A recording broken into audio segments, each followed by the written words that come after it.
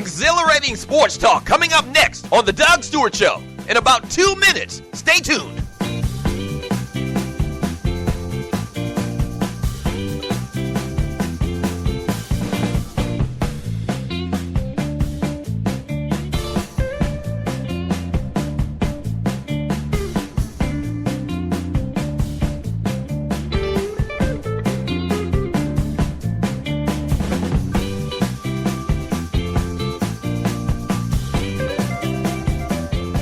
We're about to have some fun. That's right, sports talk, guy talk, right here on The Doug Stewart Show. Show coming up in about a minute and a half. Hold on.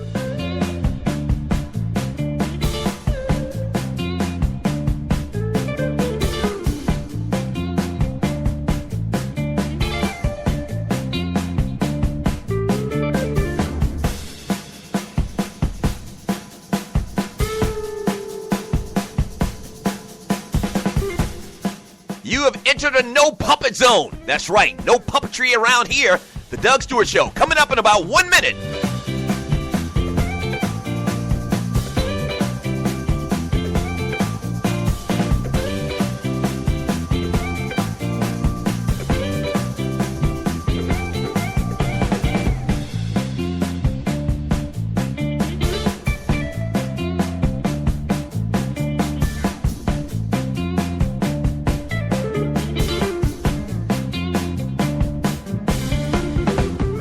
The realest, treeless, most unfiltered sports and guy talk show in America. The Doug Stewart Show coming up in about 30 seconds. Yes!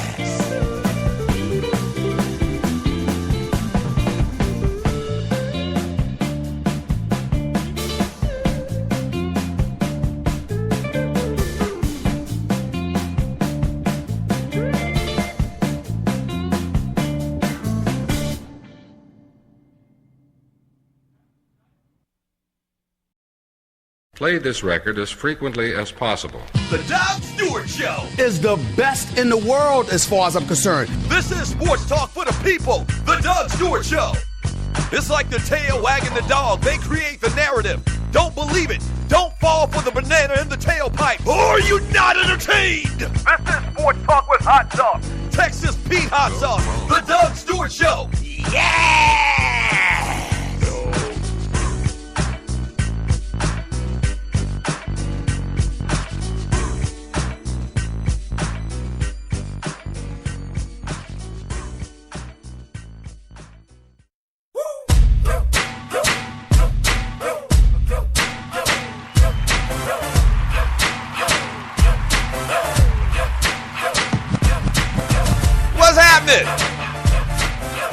Welcome to the Doug Stewart Show, February 3rd, 2016. Thank you so much for joining your boy.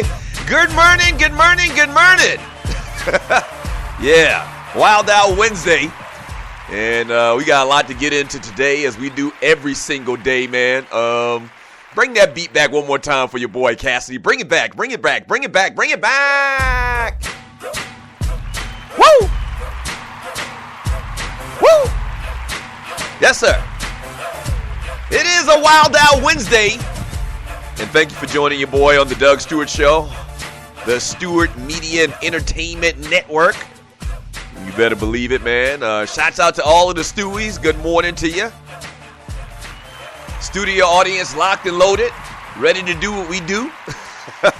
Yeah. Hey, thank you for joining me on the Doug Stewart Show. So today, we're going to get into a bunch of stuff. Obviously, we're going to talk about the Super Bowl. We'll continue with our Super Bowl tidbits. Yeah. We'll continue with our Super Bowl tidbits. Some little interesting facts about the Super Bowl that you may not have known about. I'm sure Cam Newton is getting sick of all of this stuff, man, that he's got to deal with daily. We'll talk about that. Johnny Manziel may be gone. Eugene Robinson talks, but they still ain't listening. They still ain't listening, man. Oh, damn. We'll talk about Dwight Howard, Kareem clowns Dirk.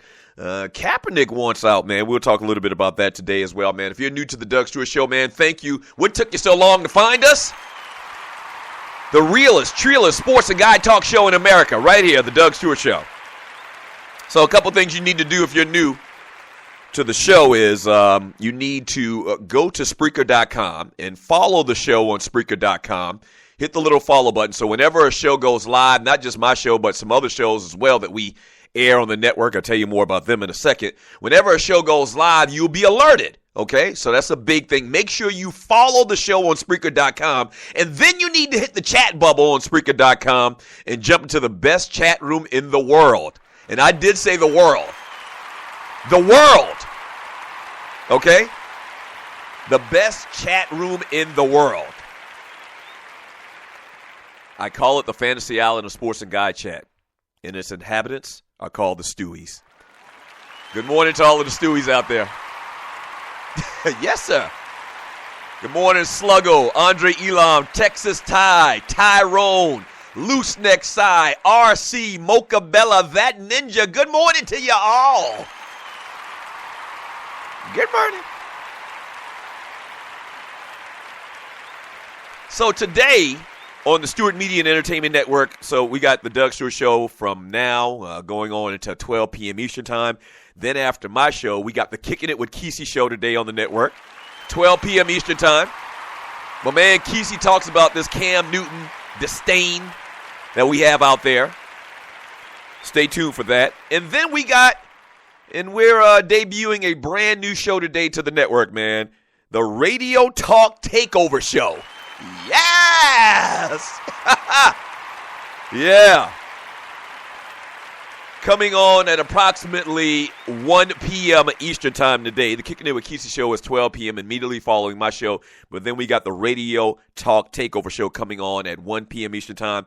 It features my man Victor Blaze and Rashad Mitchell. You remember Rashad Mitchell? We had him on a couple weeks ago, the brother that's written a bunch of books.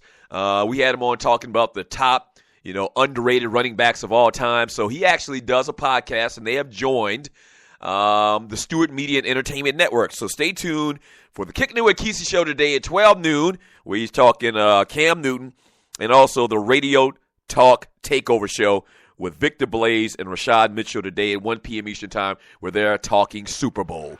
Yes, sir. Yes, sir. Hey, so today is also... And you're listening to the Doug Stewart Show. We're brought to you by ID Life.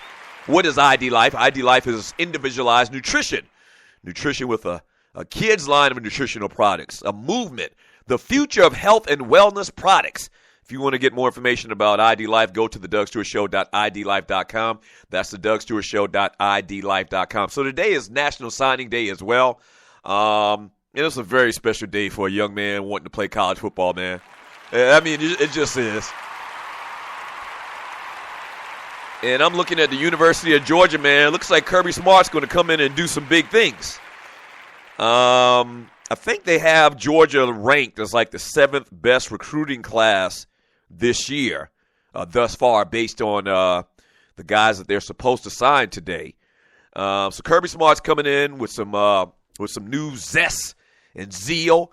I don't know if you follow me on social media, but I posted it a couple of days ago that they got a commitment. And they offered a scholarship to a dual-threat quarterback. You say to yourself, wait, I mean, there's nothing significant about that. If you're not from Georgia, you may not know this, understand the whole dynamic.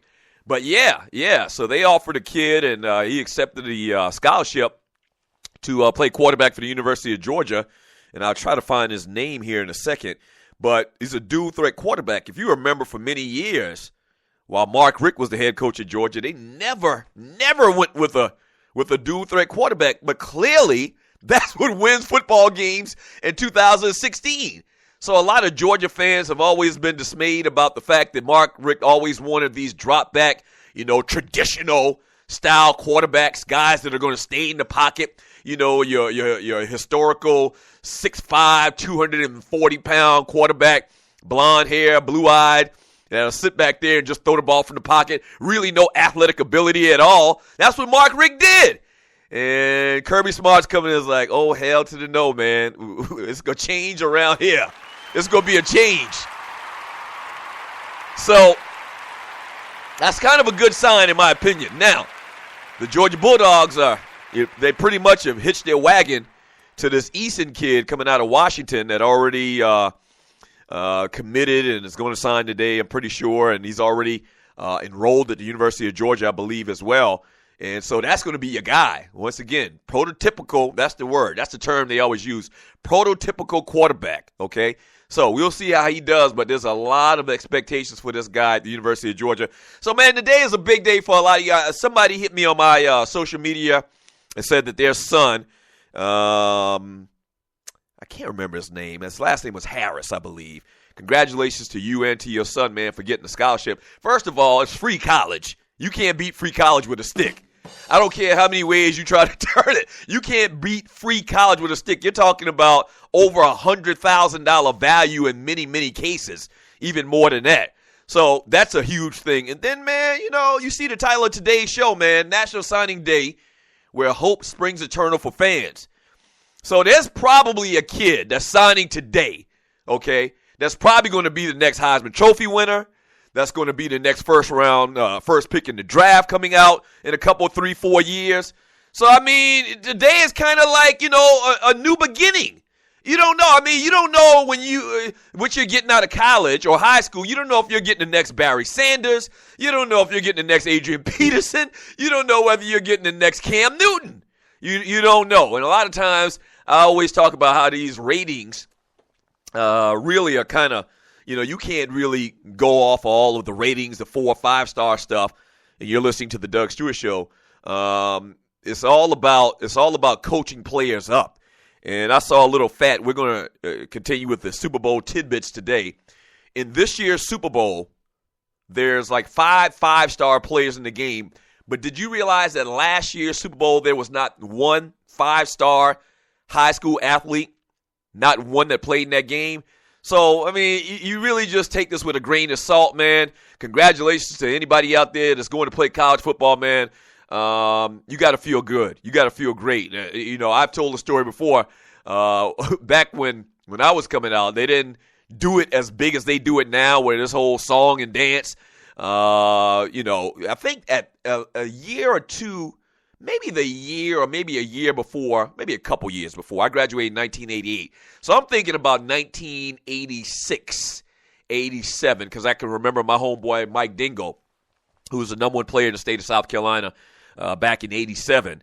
He had like this big to-do in the library where they invited news people down, and it was filmed. And I think they did that around the county, kind of, sort of.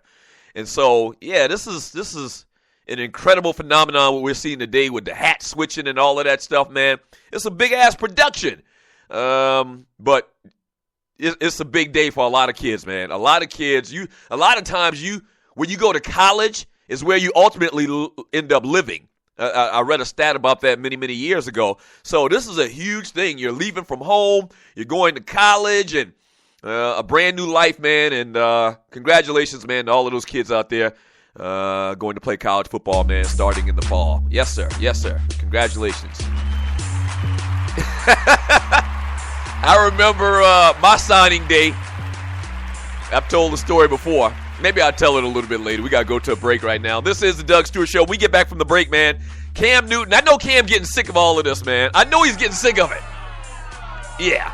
I mean, there's no other way to put it. I know he is getting sick of all of this conversation about being a black quarterback in the NFL. Now, he kind of brought it up on his own, when he was asked a question and he responded. But now they're taking it too far, man. I mean, damn. Seriously? Seriously? Y'all going to continue to badger this man about being black? Come on, man. We'll talk about what went down yesterday, man, where Cam answered some questions to the media.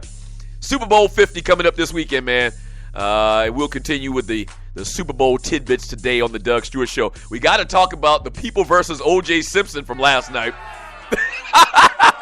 Yeah, we got to talk about that. We do birthdays as well. We do top fives. We do Dougie Dailies. We have a lot of fun around here. We talk about sports, entertainment, guy talking, all of that stuff. But the number one thing is, man, is we have a good time doing it. All right, so we get back from the break, man. Let's talk a little bit about Cam being sick of these fools. Don't go away. This is the Doug Stewart Show.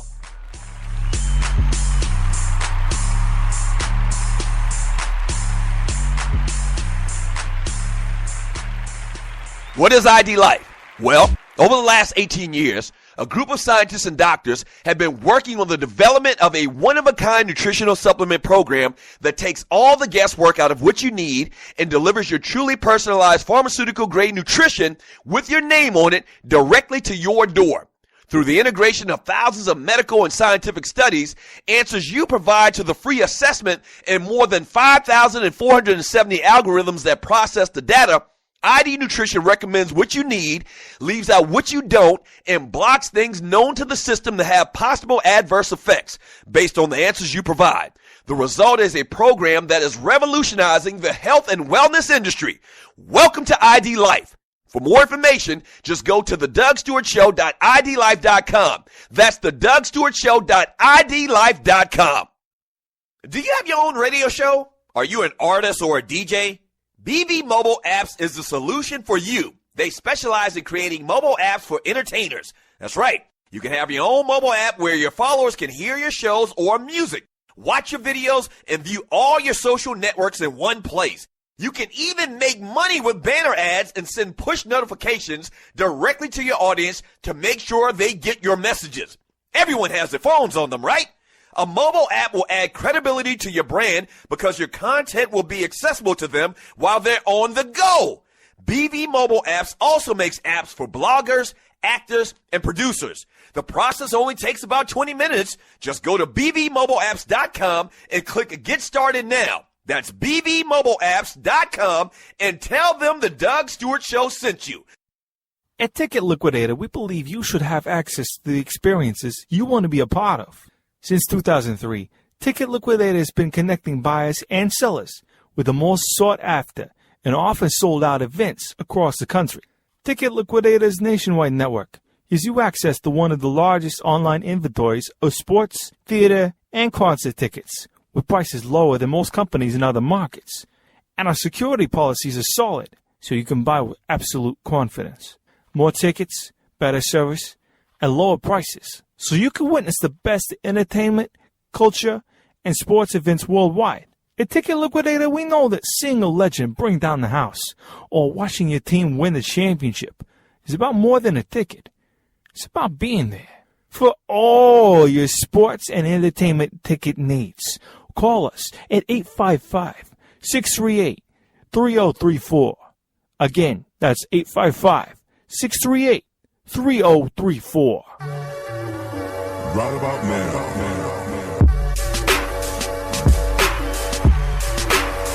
Welcome back to the Doug Stewart Show. Wild Out Wednesday, February 3rd, 2016. Thank you for joining your boy. And talking National Signing Day. Also, man, talking about the Super Bowl as we are going to do every single day, man. I'm going to give you these Super Bowl tidbits all day long. Thank you for joining me on the Doug Stewart Show. And we're brought to you by ID Life. What is ID Life, man? If you want to find out what ID Life is all about and get healthier in 2016, go to thedougstewartshow.idlife.com. That's thedougstewartshow.idlife.com. Several Stewies have joined up, man, and bought some of the products. Thank you very much if you have done that, personally from me. And if you're interested about the business aspect, the business opportunity of ID Life, man, email me at doug@thedougstewartshow.com, and I can discuss it with you. I can also hook you up with some of the other higher-ups in the company. My boy Sean T. Hill is definitely doing big things with ID Life as far as the business opportunity. So email me at doug@thedougstewartshow.com if you're interested. For the third year in a row, the two number one seeds will meet in the Super Bowl. It's the sixth time since the NFL's playoff structure was expanded to 12 teams. 4 of the last 5 Super Bowls have come down to the last play. We're not talking about kneel downs, of course. Last year's Malcolm Butler interception. 2 years before that, Colin Kaepernick just missed Michael Crabtree in the back of the end zone against the Ravens. Speaking of Kaepernick, we're going to talk about him a little bit later today as well. And I had forgot all about that, the end of that game. Between the 49ers and the Seahawks, where if not for a tremendous play by Richard Sherman, Colin Kaepernick might be a Super Bowl champion today. You realize that? That man came that close to winning the Super Bowl, whereas you had that miraculous play by Richard Sherman. The year before that, Tom Brady heaved a Hail Mary attempt that went incomplete against the Giants. A year prior to that, the Steelers didn't convert on fourth down as the Packers hung onto a 6-point lead. So these Super Bowls usually are pretty close. Now, I've said it all week long. I think that this is going to be a blowout. And I don't care anything about history. I don't care anything about these numbers or whatever it may be. I'm looking at these teams. I'm looking at these matchups. I'm looking at the personnel. And Carolina should roll. I mean, they should absolutely roll. I really think they're going to rattle Peyton Manning early in this game. It might be a situation where it's a blowout in the first half, and you're listening to the Doug Stewart Show. And we've seen Carolina blow teams out consistently all year long, especially in the last couple of weeks in the first half. It may be a situation where we're at halftime talking about, do the Denver Broncos bring in Brock Osweiler?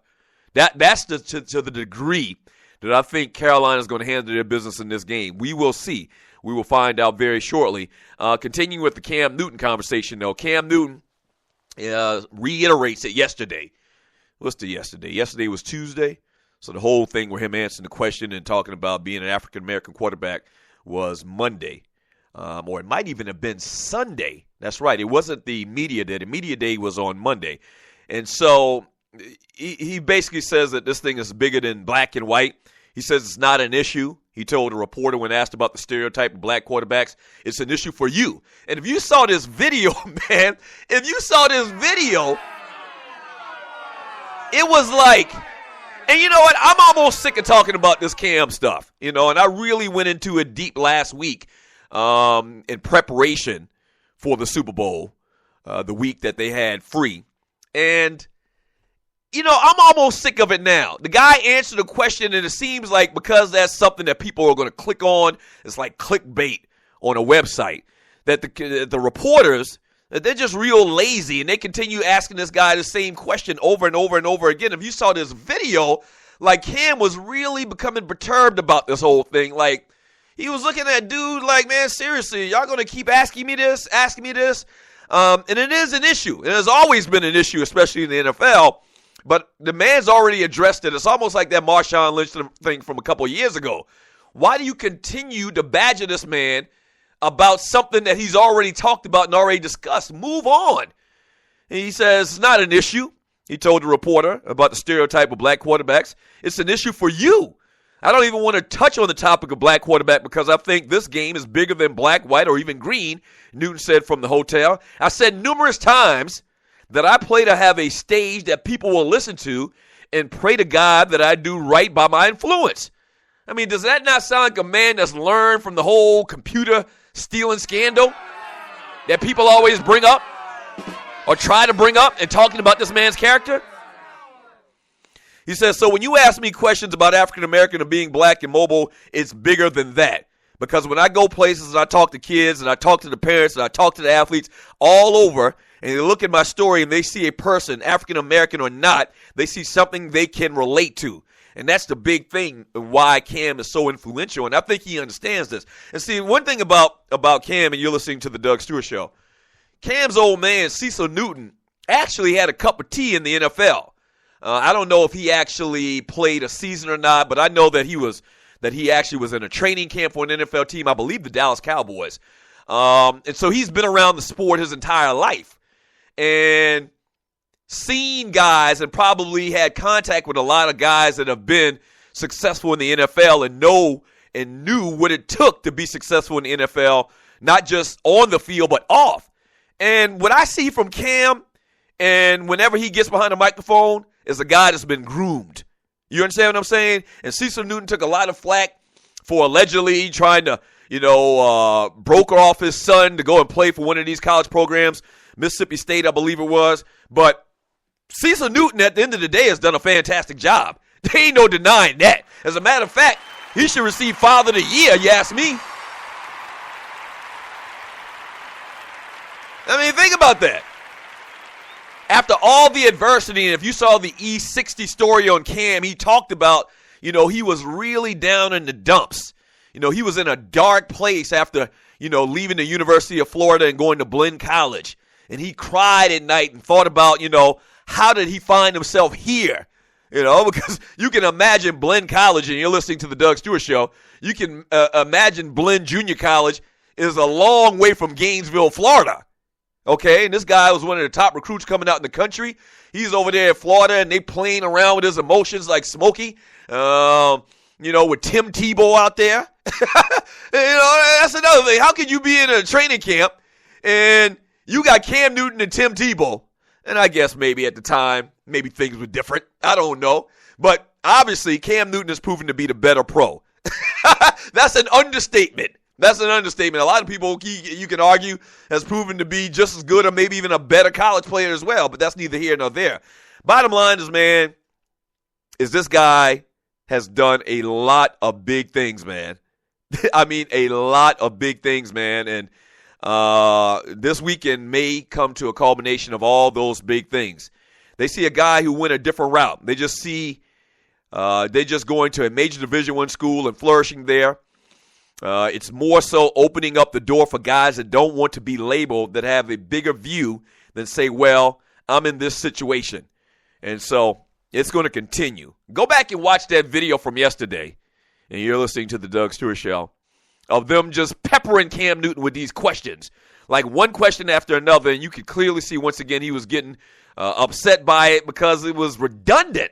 I mean, they were redundant as hell. Like, I don't understand that. There should be some type of rule, and maybe there is. We're in the industry, and I say me and my brother are in the industry, but, a lot of these things, these little things that they do in media, man, just really just get under my skin. And maybe there's some type of unwritten rule about continuing to badger a dude about the same dumbass question. I don't know. But be original. I mean, damn. I mean, don't be so lazy. Come up with a better question, a different question, have you? My gosh. And so it's going to continue. It's going to continue. I can say that, and I can have all the rants that I want to, but it's going to continue the rest of this week because really there's nothing else to talk about. And he's dominated the press. He's dominated the talk about Super Bowl 50 this week. I mean, to a much lesser degree, Peyton Manning and, his last game possibly in retiring. Because basically, man, it's a wrap for Peyton Manning. We've understood that probably from the beginning of the season. So that's a story. And Peyton, once again, I've said it, he's one of the top 5 quarterbacks I've ever seen in my life. But the big story is basically the passing of the torch. Yes. Yeah. From Peyton Manning to Cam Newton. Can the Broncos win this weekend? Yeah, of course they can win. They got a puncher's chance. But I don't expect them to win. I mean, I would be shocked if I come in here on Monday and I'm talking about the Denver Broncos winning the Super Bowl. I would be very, very shocked at that. It's just a bad matchup for them. I mean, a bad matchup. Yeah, what are your thoughts on that, man? When we get back from the break, we'll get more into the Cam Newton story. We'll also talk about Johnny Manziel. I'll get into some of your chat. We'll do some birthdays as well. This is Sports Talk with Hot Sauce, Texas Pete Hot Sauce. This is the Doug Stewart Show.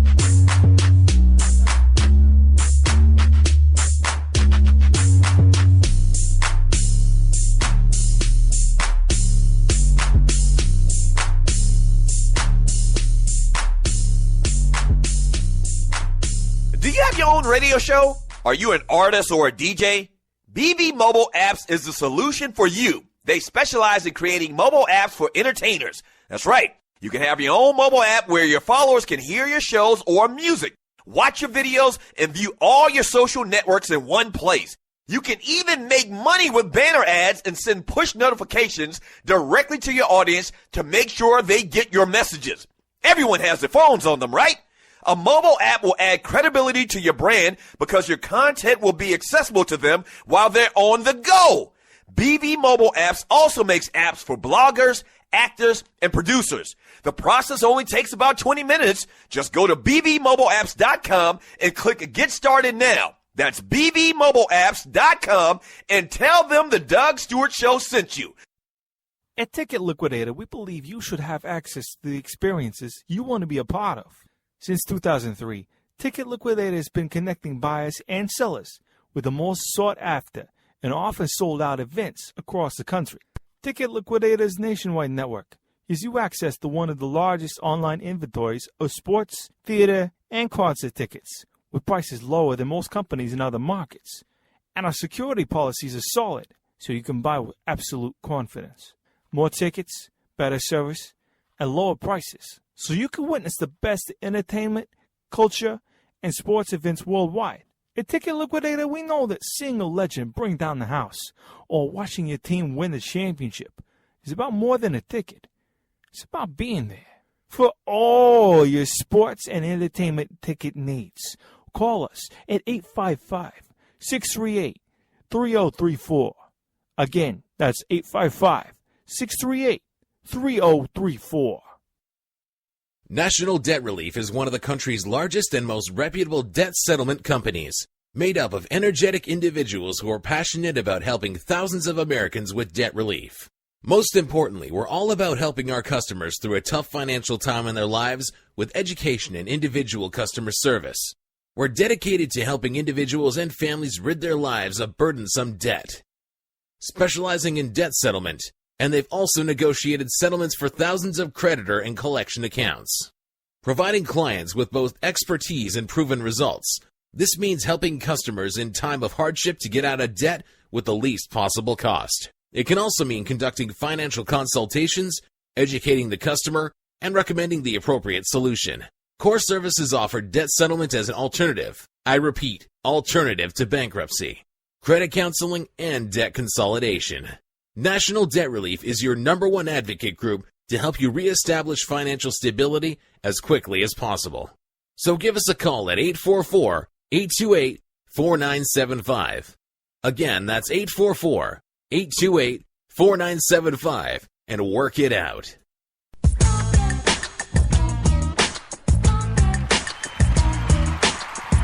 Welcome back to the Doug Stewart Show. Wild Out Wednesday. Talking Super Bowl all day long. Got tidbits for you. We'll continue that throughout the week as well. Get into a little Johnny Manziel talk here in a second. Eugene Robinson talks, but they still ain't listening, man. Ninja still ain't listening. Yeah.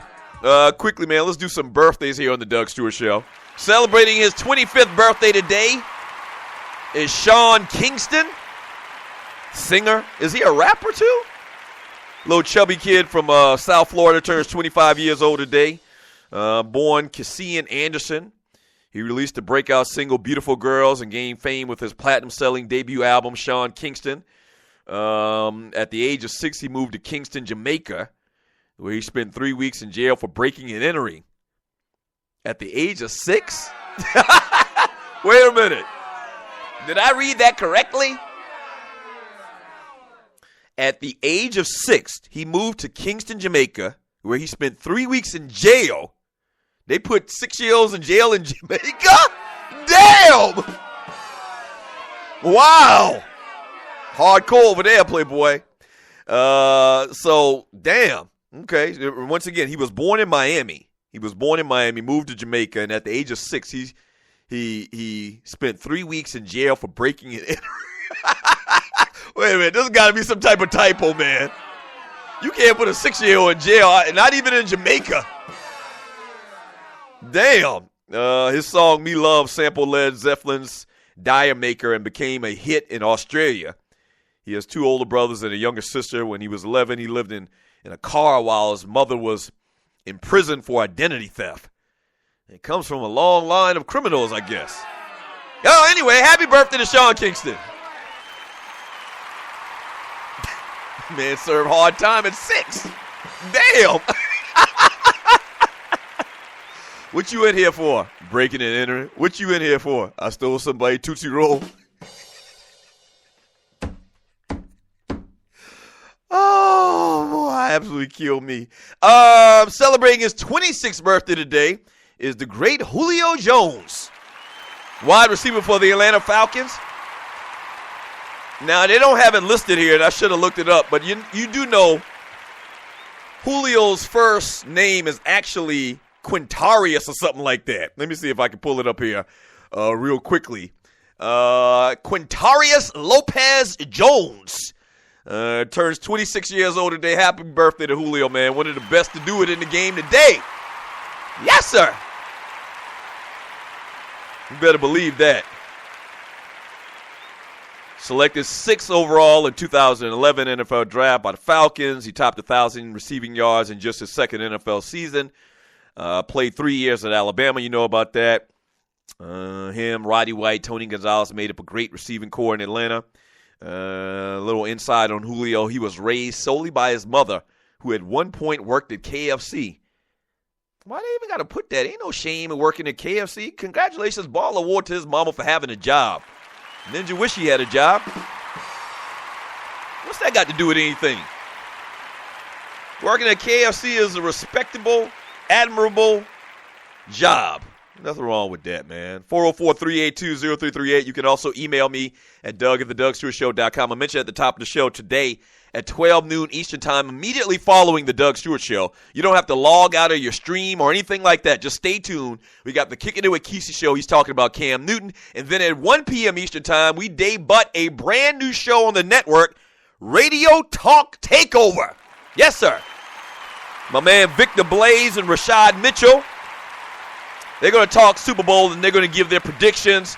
Real interesting dudes, man. From up top, you can tell when you hear them talk. They're from up top, man. So stay tuned to the Stewart Media and Entertainment Network all day long today. Let me read some of your chat messages. Stagger Lee says, BPA to Marsha Clark for being the first DA to lose with blood on the knife. All right, so this is a better, just as good as a place. I didn't need to mention it. Did y'all not see the People versus O.J. Simpson last night on FX? So basically, I've been waiting to see this thing, for people that don't know. I mean, O.J. Simpson's my favorite football player of all time. He is. So you know how big that whole trial was. I've been waiting to see this thing, man, and they've been promoting it like crazy over the last couple of weeks. And it came on last night. And so I thought it was going to be like a one-time thing. I thought it was like a TV made for TV movie, but actually it's a series on American Crime Story or whatever. And so it's on FX, and I think it goes like an hour and a half last night, and it's just the OJ story. Okay, they got let me give you some observations, and you're listening to the Doug Stewart Show. The guy they got playing Christopher Darden probably is his son or something like that, because he looks just like that ninja, ashy lips and all.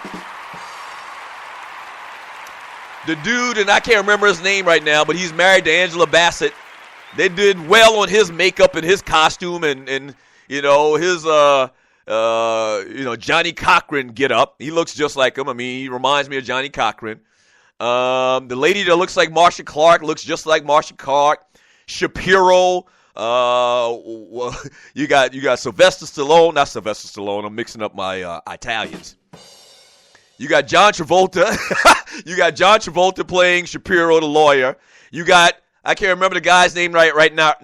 This plays a Kardashian guy. They all look good. They look good for the part. And then you have Cuba Gooding Jr.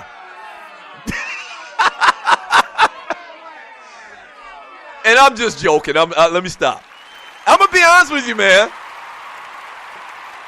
From what I've seen in one episode, he is really, he has really been able to manufacture the spirit of O.J. Simpson. Actually, he's steering himself towards an Emmy Award or something like that. Isn't that the award that you get for daytime TV? But yeah, I thought he did good. I thought that what he did, and listen, I'm not a Cuba Gooding Jr. fan. I'm not. Like, I put him in the same category as Nicolas Cage as some of the worst acting I've ever seen in my life. Yeah, so I'm not a Cuba Gooding Jr. fan, but I actually thought that how LJ would be and how he was at that time, I thought was pretty good. Based on all of the stories we hear about OJ and his rage and screaming at folks. Cuba Gooding Jr. has been living in L.A. his whole life. He probably's kicked it with OJ, so he might even know him personally or something like that. But I thought it was pretty good. I'm going to continue to watch, man. Ball award to FX. I thought it was all right. Did you know OJ is up for parole in 2017? That's right. The juice is going to be on the loose again. Now, he's up for parole, so that doesn't necessarily mean that he's going to get out. But, I mean, why would you not let a 70-year-old dude out of jail that only stole his own damn stuff? So I'm expecting he's going to get out. Maybe not, though. Maybe not. Maybe they're going to keep that ninja in there till he croak. He's stupid as hell for being in there. I mean, you beat a double murder charge and you out doing felonious crimes? Are you crazy, man? But yeah, the juice is up for parole in 2017, man. Y'all pray for OJ, man. I mean, a lot of y'all, think that he did it. I don't know if he did it or not. It's very, very suspect if he did or not. But I could also see the other side of him not doing it. I don't know. I've never really said whether I think he did it or not. There's a lot of evidence that says that he did do it. I mean, a lot. A lot of circumstantial stuff as well. But there's also a lot of shady stuff and all of the purported planning of evidence and all of that stuff, man. And I've said this before. You're listening to the Doug Stewart Show. We had OJ on the Two Live Stews. It's been 10 years now. So this is 2015. This is probably 2004. The murders happened in 1995. So you're talking 9 years after the murders. We had him in studio. When I tell you that man is like one lamb shake away from being in a wheelchair, like he can barely move. Like he's bow-legged as hell, looked like he was born on a horse. And just like you can tell arthritis is really, he literally like wobbled into the studio and did one of those old man things like Fred Sanford and sat down in the chair because it took him, he had to make sure that he sat down slowly so that he didn't injure himself. So I don't know, and I don't want to get into all of that. I'm not going to get into all of that today, but I don't know if a guy like that could commit a murder against a relatively healthy young guy in Ron Goldman. Now, I don't know. He couldn't kill me with no damn knife. You ain't going to kill me with no damn knife. And you old-ass O.J. Simpson, born on a horse, decrepit, that ain't going to happen. So it's question marks. I'll just leave it at that. There's question marks. But as far as FX Man and the people against O.J. Simpson, I thought it was pretty good. All right, when we get back from the break, I'm going to read your chat. Continue with the Super Bowl tidbits and Johnny Manziel. It's a RAP. Don't go away. This is the Doug Stewart Show.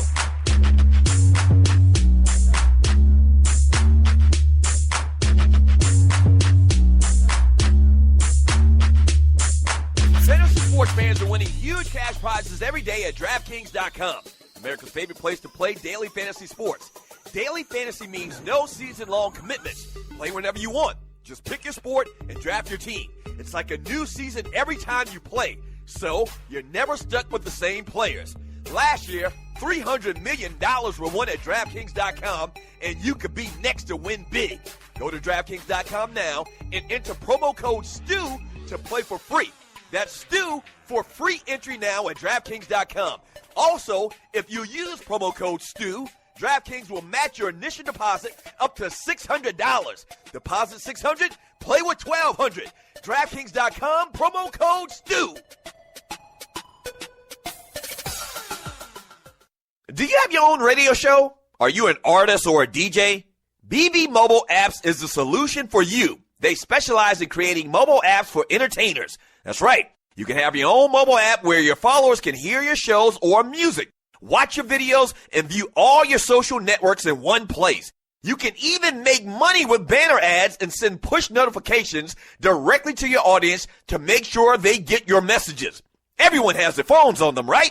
A mobile app will add credibility to your brand because your content will be accessible to them while they're on the go.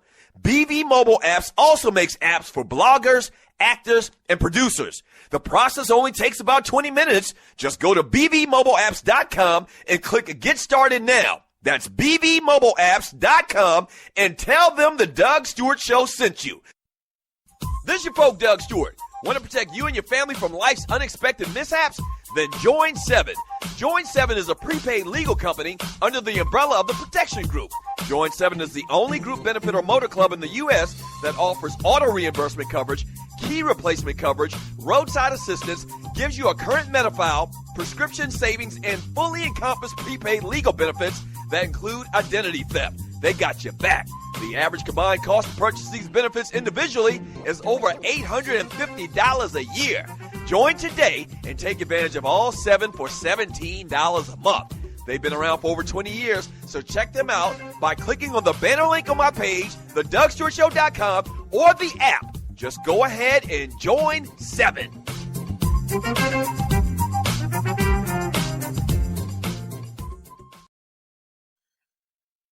Doug Stewart here to tell you about the folks at Strickland Security and one of their new security services.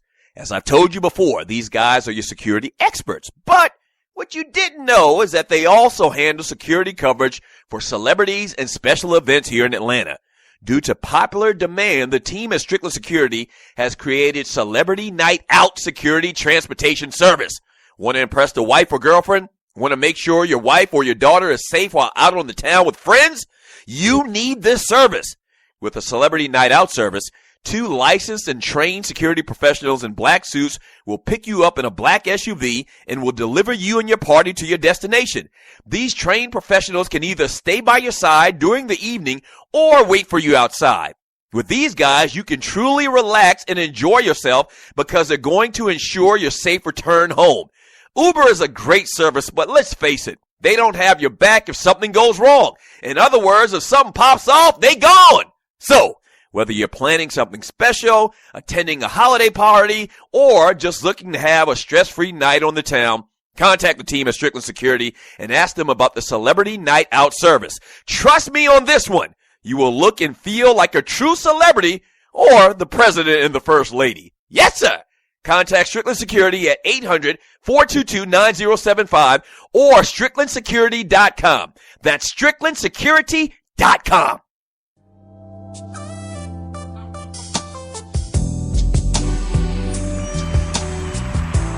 The world's heavyweight champion of sports and guy talk radio. This is the Doug Stewart Show. Wild Out Wednesday.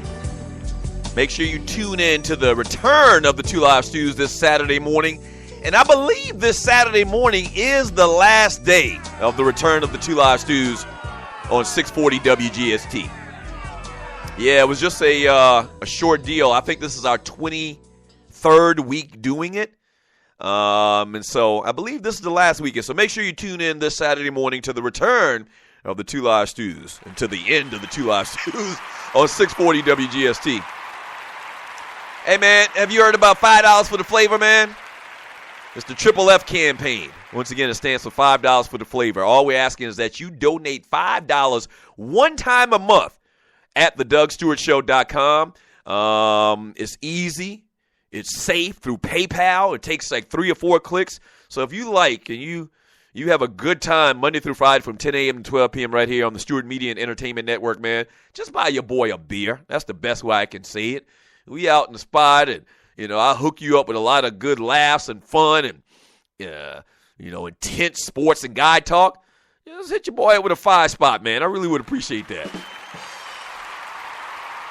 Hey, follow up to that OJ talk we had in the last segment.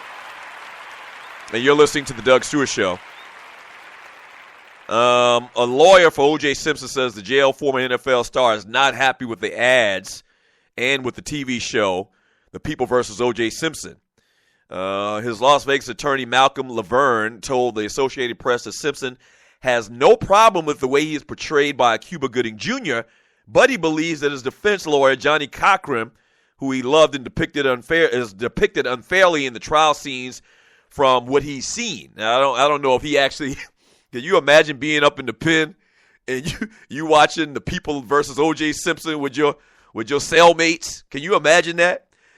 So let me think about that for a second. You're listening to the Doug Stewart Show. Did I have a problem with how they depicted Johnny Cochran? I don't know. I don't know Johnny Cochran personally. They did try to build him up as kind of like this overly race kind of base lawyer, and always black versus white, black this, black this. I don't know. And maybe that's the way Johnny Cochran was. I don't know. I also read another clip from, what's his name? Kato Caitlin, who the guy they had playing Kato Caitlin last night in this movie was pretty damn good. He says, they talked to him, they asked him a question, do you believe that they're doing a good job and do you believe that it's accurate? And Kato basically replied to a tweet from one of the fans saying that you have to remember this is a made-for-movie TV. It's not a documentary. And I kind of, I thought about that for a second after I realized it and thought back about it. Yeah, I kind of looked at this thing last night like it was a documentary. So Kato's saying a lot of the stuff in this series is not factual. They're taking like this creative liberty type thing with it as well. So I don't know, some interesting stuff, man. Oh, Kato Caitlin, man, he shaved that, cut that hair down, looking totally different in 2015. 404-382-0338. You can also email me at doug@thedugstewartshow.com. In this year's Super Bowl, man, there's extra hardware for the winners. To commemorate the 50th Super Bowl outside of receiving the Vince Lombardi trophy, the winning team will also get an 18-karat gold numeral 5 and 0. That's pretty cool. I mentioned earlier about the whole 5-star recruit things. In last year's Super Bowl, there was 0 former 5-star high school recruits. Not the case this time around. You got Cam Newton, Ted Ginn Jr., Greg Olsen, Jonathan Stewart, and Shaq Thompson. All were 5-star recruits. And also, Panthers owner Jerry Richardson has an awesome and crazy story, man. He used the bonus money he received for playing in the 1959 NFL Championship as a wide receiver for the Baltimore Colts. Why did I think he was a quarterback? And I guess I did know he was a wide receiver.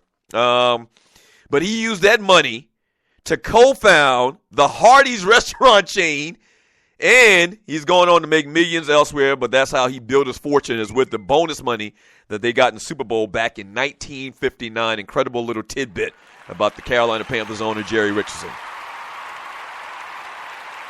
And what do they call it in Cali? Carl's Jr.? First time I had ever been to California in my life, we did, and you're listening to the Doug Stewart Show, we did the 2 Live Stews at the Dallas Cowboys training camp. A lot of y'all will remember this. The Cowboys, I don't know who it was. Maybe it was Hard Knocks. Maybe they were doing Hard Knocks, I think it was. But we did the 2 Live Stews radio show from their training camp in Oxnard, California for like 4 or 5 days. We were out there like pretty much all week. And, that was like the first time I'd ever been to California. That's probably like 2004 or something again. The heyday of the Stews where sugar was falling from the sky and whatnot. So that was like the first time I'd ever been to California that I can remember. I think that was the first time I'd been to California. And so we're riding out, and I see a restaurant, a little fast food joint that by all indications is Hardee's, but it was freaking Carl's Jr. And so there's some type of copyright thing or something, lawsuit, or somebody got sued or whatever. But, yeah, on the West Coast and past some point, I guess, past the Mississippi or whatever, it's Carl's Jr., but on the East Coast it's Hardee's. It's kind of strange, man, but interesting story by Jerry Richardson. 404-382-0338. You can also email me at doug@thedugstewartshow.com. Word on the street is that your boy Johnny Manziel, man, is going to be out as quarterback of the Cleveland Browns. The Browns released a statement from new Director of Football Operations Sashi Brown, who's a Hampton Pirate graduate, by the way. We spoke about HBCUs all yesterday, seemingly. But Sashi Brown actually went to Hampton and expressed disappointment in Manziel, but stopped short of saying the quarterback run is over in Cleveland. They can't do that right now.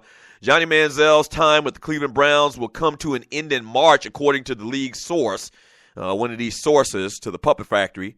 The Browns released a statement from new Director of Football Operations Sashi Brown, once again saying, "We've been clear about expectations for our players on and off the field. Johnny's continual involvement in incidents that run counter those expectations undermine the hard work of his teammates and the reputation of our organization. His status with our team will be addressed when permitted by league rules. We will have no further comment at this time." Man, once again, and you're listening to the Doug Stewart Show, I'm one of the few people in America that seem to believe in Johnny Manziel, that he can play at this level. But me thinking that that's going to be the case drastically changed directions a couple of weeks ago, if you're new to the Doug Stewart Show, where I had a friend of mine, very good friend of mine, tell me that he was taking shots with Johnny Manziel in Vegas. Or not in Vegas, in Dallas, I'm sorry. And this was a couple of weeks after, doing the same type of thing and getting reprimanded by the team just like 2 weeks earlier. So what that makes me believe is that Johnny Manziel doesn't really even want to play football. I really do believe that. I don't think he wants to play. So he might do one of those situations like Todd Marinovich, and just bow out early, or Barry Sanders, or even what Calvin Johnson's contemplating doing right now, and just says, I don't want to play football anymore. I really believe that's the case. They've talked about Dallas being a likely destination for him, or maybe Houston because he's from the state of Texas. He got big time brand around there in that state. So we'll see, man. I don't know. Strange story. Look at the quarterbacks that the Cleveland Browns have had. I'm going to guess, let's see, since 1999, going back to 1999, Tim Couch, who absolutely sucked. He was like one of the first picks in the draft. Yeah. Tim Couch sucks. Mike Phipps, I don't even remember who the hell that is. He started 51 times. Oh, that goes back to 1970. I'm sorry. So let's go back to 2000 or 1999 with Tim Couch. 1999, Tim Couch started 59 games. Brandon Wheaton started 20 games. This was in 2012, starting in 2012. Brady Quinn, another NFL player that looked prototypical, stood in the pocket, big arm, big kid, could throw the ball a gazillion miles. He absolutely sucked too. He sucked. He started 12 games for the Browns, and it looks like it's a wrap for Johnny Manziel. He started 8 games. He won 2 of those games, and it looks like it's done. We'll see, man. And once again, I kind of reach, I guess, and am hoping so that I won't look like an absolute fool again, which I've looked like a fool a lot of times in my prognostications and talking about players and what I expected them of the next level or at the next level. I've been wrong a couple of times, but I've been right a whole lot more. So this might be one of those situations where I was dead ass wrong about this guy. Maybe the guy is the new Brett Favre story, and I've said that a couple of times as well. Maybe he figures it out real quick. Maybe he does want to play football. Maybe something ignites his fire to want to play football in this offseason. Maybe he'll come to his senses and realizes the great opportunity that he has. And maybe he'll, have the same Buckhead Brett story. Where Brett Favre was partying his ass off allegedly in Atlanta, and they had to let him go. They had to make a deal for him. And the rest is history. Hall of Fame quarterback. He's young enough for that to happen. We'll see. Or he might just suck. And we'll never hear from him again as far as the football field. I don't know. All right, man. Hour number 2 of the Doug Stewart Show. We get back from the break, man. We'll read some of your chat. And I saw somebody say, why don't you get to some basketball? I got to be honest with you. I'm really trying to get my man off on this football for the last couple of days. You should too, sir. We got plenty of time to talk basketball, but I do have a couple little basketball stories I want to get into. One is old Dwight Howard. Yeah. One is old Dwight Howard. And also Kareem Abdul-Jabbar kind of goes off on a legend of the game. We'll talk about that too. We'll see if we can fit that in as well on the Doug Stewart Show. All right? Don't go anywhere. Keep it locked. This is the Doug Stewart Show.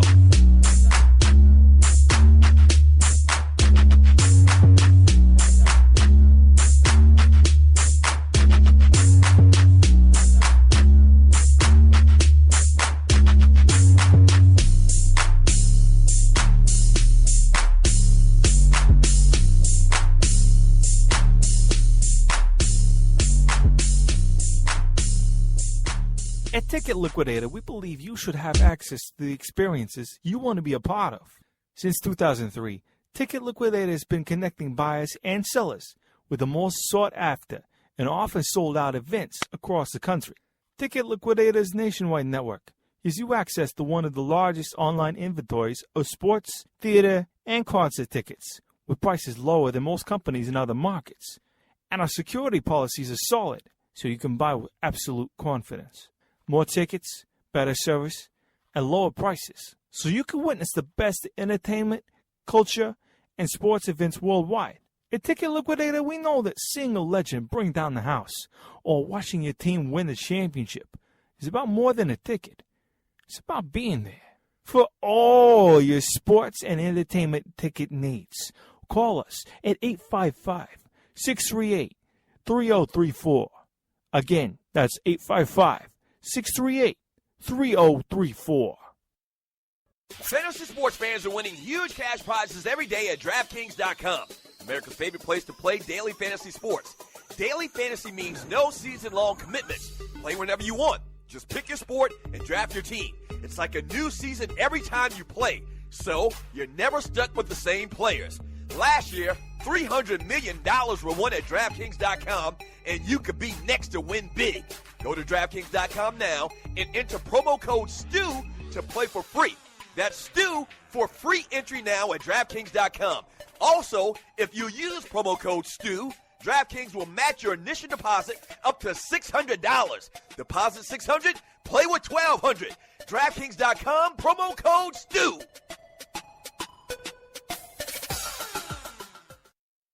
This is your folk, Doug Stewart. Want to protect you and your family from life's unexpected mishaps? Then join 7. Join 7 is a prepaid legal company under the umbrella of the Protection Group. Join 7 is the only group benefit or motor club in the U.S. that offers auto reimbursement coverage, key replacement coverage, roadside assistance, gives you a current Medi-File, prescription savings, and fully encompassed prepaid legal benefits that include identity theft. They got your back. The average combined cost to purchase these benefits individually is over $850 a year. Join today and take advantage of all 7 for $17 a month. They've been around for over 20 years, so check them out by clicking on the banner link on my page, thedougstewartshow.com, or the app. Just go ahead and join 7.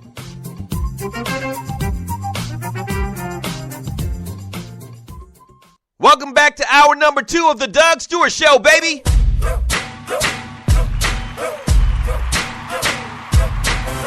Yes, sir. Yes, sir. Wild Out Wednesday. Don't forget, man, huge thing we're doing here on the Stewart Media and Entertainment Network, man, is we are broadcasting other shows. If you have a good podcast, a great podcast, or online show, man, but you don't have listeners, we got listeners. We have over 10,000 followers to the Stewart Media and Entertainment Network. Okay? So we've done all the work for you. If you want to get your show heard, get some buzz out there, man, pick up some followers that'll help you in trying to get advertisers, holla at your folks, man. Holla at your folks. Like today, we got the Kickin' It with Kysii show coming up at 12 noon Eastern time. And then right after that at 1 p.m. Eastern time, we got Radio Talk Takeover by my man Victor Blaze and Rashad Mitchell coming up here on the Stewart Media and Entertainment Network. Email me at doug@thedougstewartshow.com if you want to do some business. All right?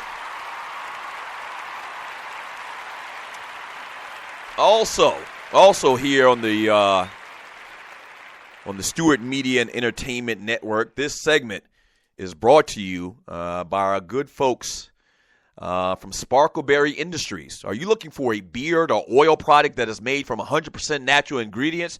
Are you in need of a product that will not only leave your beard conditioned with a smooth feel and shiny look?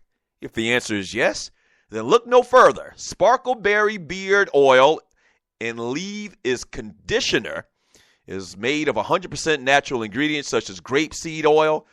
This is kind of like coming from America, coming to America. Natural ingredients such as grapeseed oil, sweet almond, argan oil, jojoba. Furthermore, the product is light in weight, thus leaving your beard well-conditioned, shiny, and smooth to the feel. If you want a product that has been produced for all types of beard, then purchase the Sparkleberry Beard Oil. Sparkleberry Beard Oil can be purchased online at very affordable rates.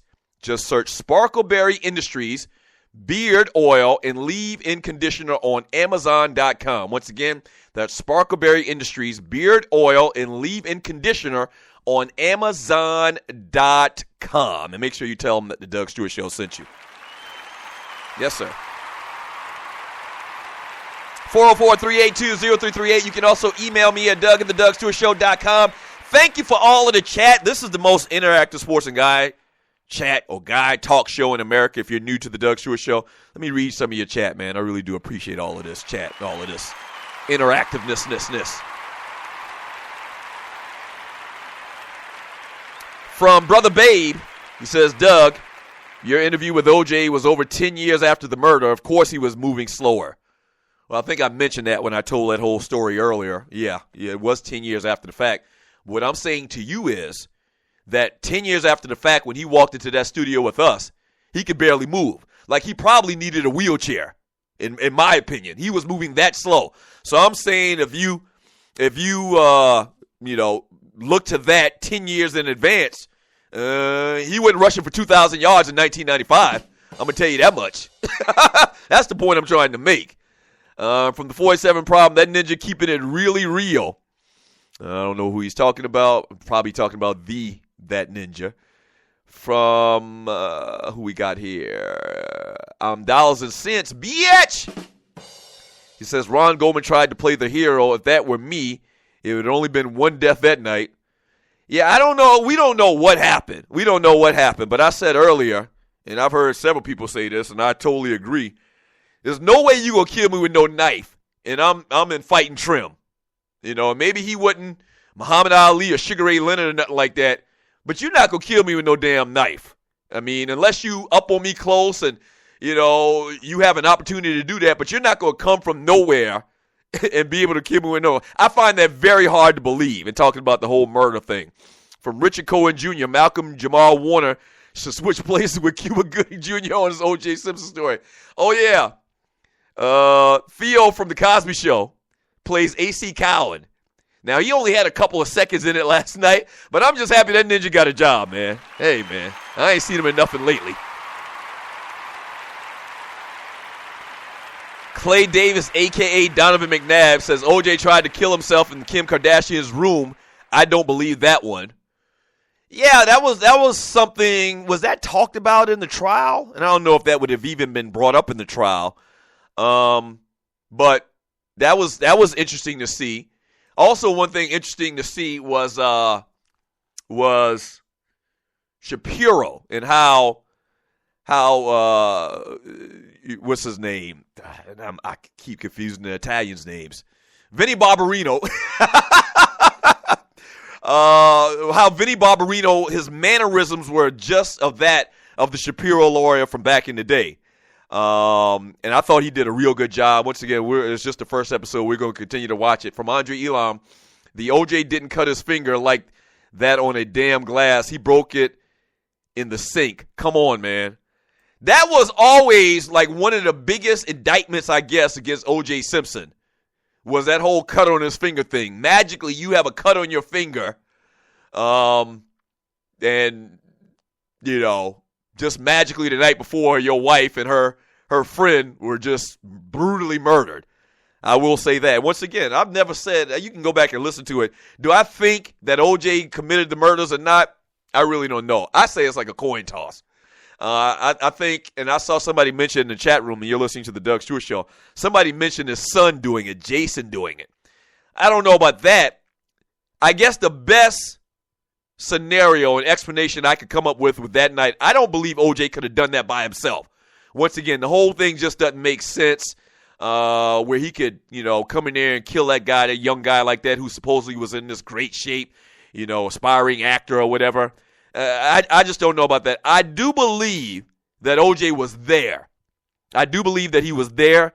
I don't know if he hired somebody to do it. I don't know if he was there and something just popped off, and we always hear these accusations. Paul Mooney talked about it on his DVD that's on Netflix that kind of co-stars the Two Live Stews. He talked about it. Paul Mooney says the whole thing was drug related. And Paul Mooney's been in Hollywood for 40 years. So he knows people. He probably hears things on the streets. So I believe something like that happened. I believe OJ maybe even have been there. I don't think he actually did the killing. Right. And could it be plausible, for his son to do it? I guess. Could it be plausible for someone he knows, personally to have done it? Possibly. You know, he didn't go to jail, so it's not like a situation where Demaryius Thomas's mama goes to jail for 18 years for trying to defend his mama. OJ beat the case. So he didn't have to tell on anybody. He didn't have to snitch on anybody per se, you know? So I don't know. From Dollars and Cents, was RJ was digging them guts with Ken's nasty ass. Yeah, they had Kim Kardashian and her mama Kris Jenner on there. The scene where they had the funeral for Nicole Simpson, OJ rolls up in there. You know, it's a lot of drama when the ex-boyfriends show up, especially in these circumstances. So OJ rolls up to the funeral, and the Kardashian guy, who's dead now, I believe. You know, at that time he was married to Kim Kardashian's mama, Kris Jenner, which was Kris Kardashian at that time, I guess. And so there's a little role in the TV show with her in it. From the 47 Problem, I have to get my real estate business on the show. Yeah, you should do that, man. Yeah. Like an hour-long infomercial. And talking about broadcasting your show on the Stewart Media and Entertainment Network. And that's a big part of AM radio. If you listen to 640 WGST before us on Saturday mornings, there's a guy, like a financial analyst guy, that does his own show. And basically, you advertise your company. You know, you give a number in between, you know, segments. You talk about the product. In your case, 47 Problem, it'll be real estate. And we have this in our rate sheet and details as well. If you're looking to have a show on the Stewart Media and Entertainment Network, we could even set it up where we, in effect, do like an hour-long interview, and tell people about your product or your business. So yeah, you could definitely holler at me, man, especially you.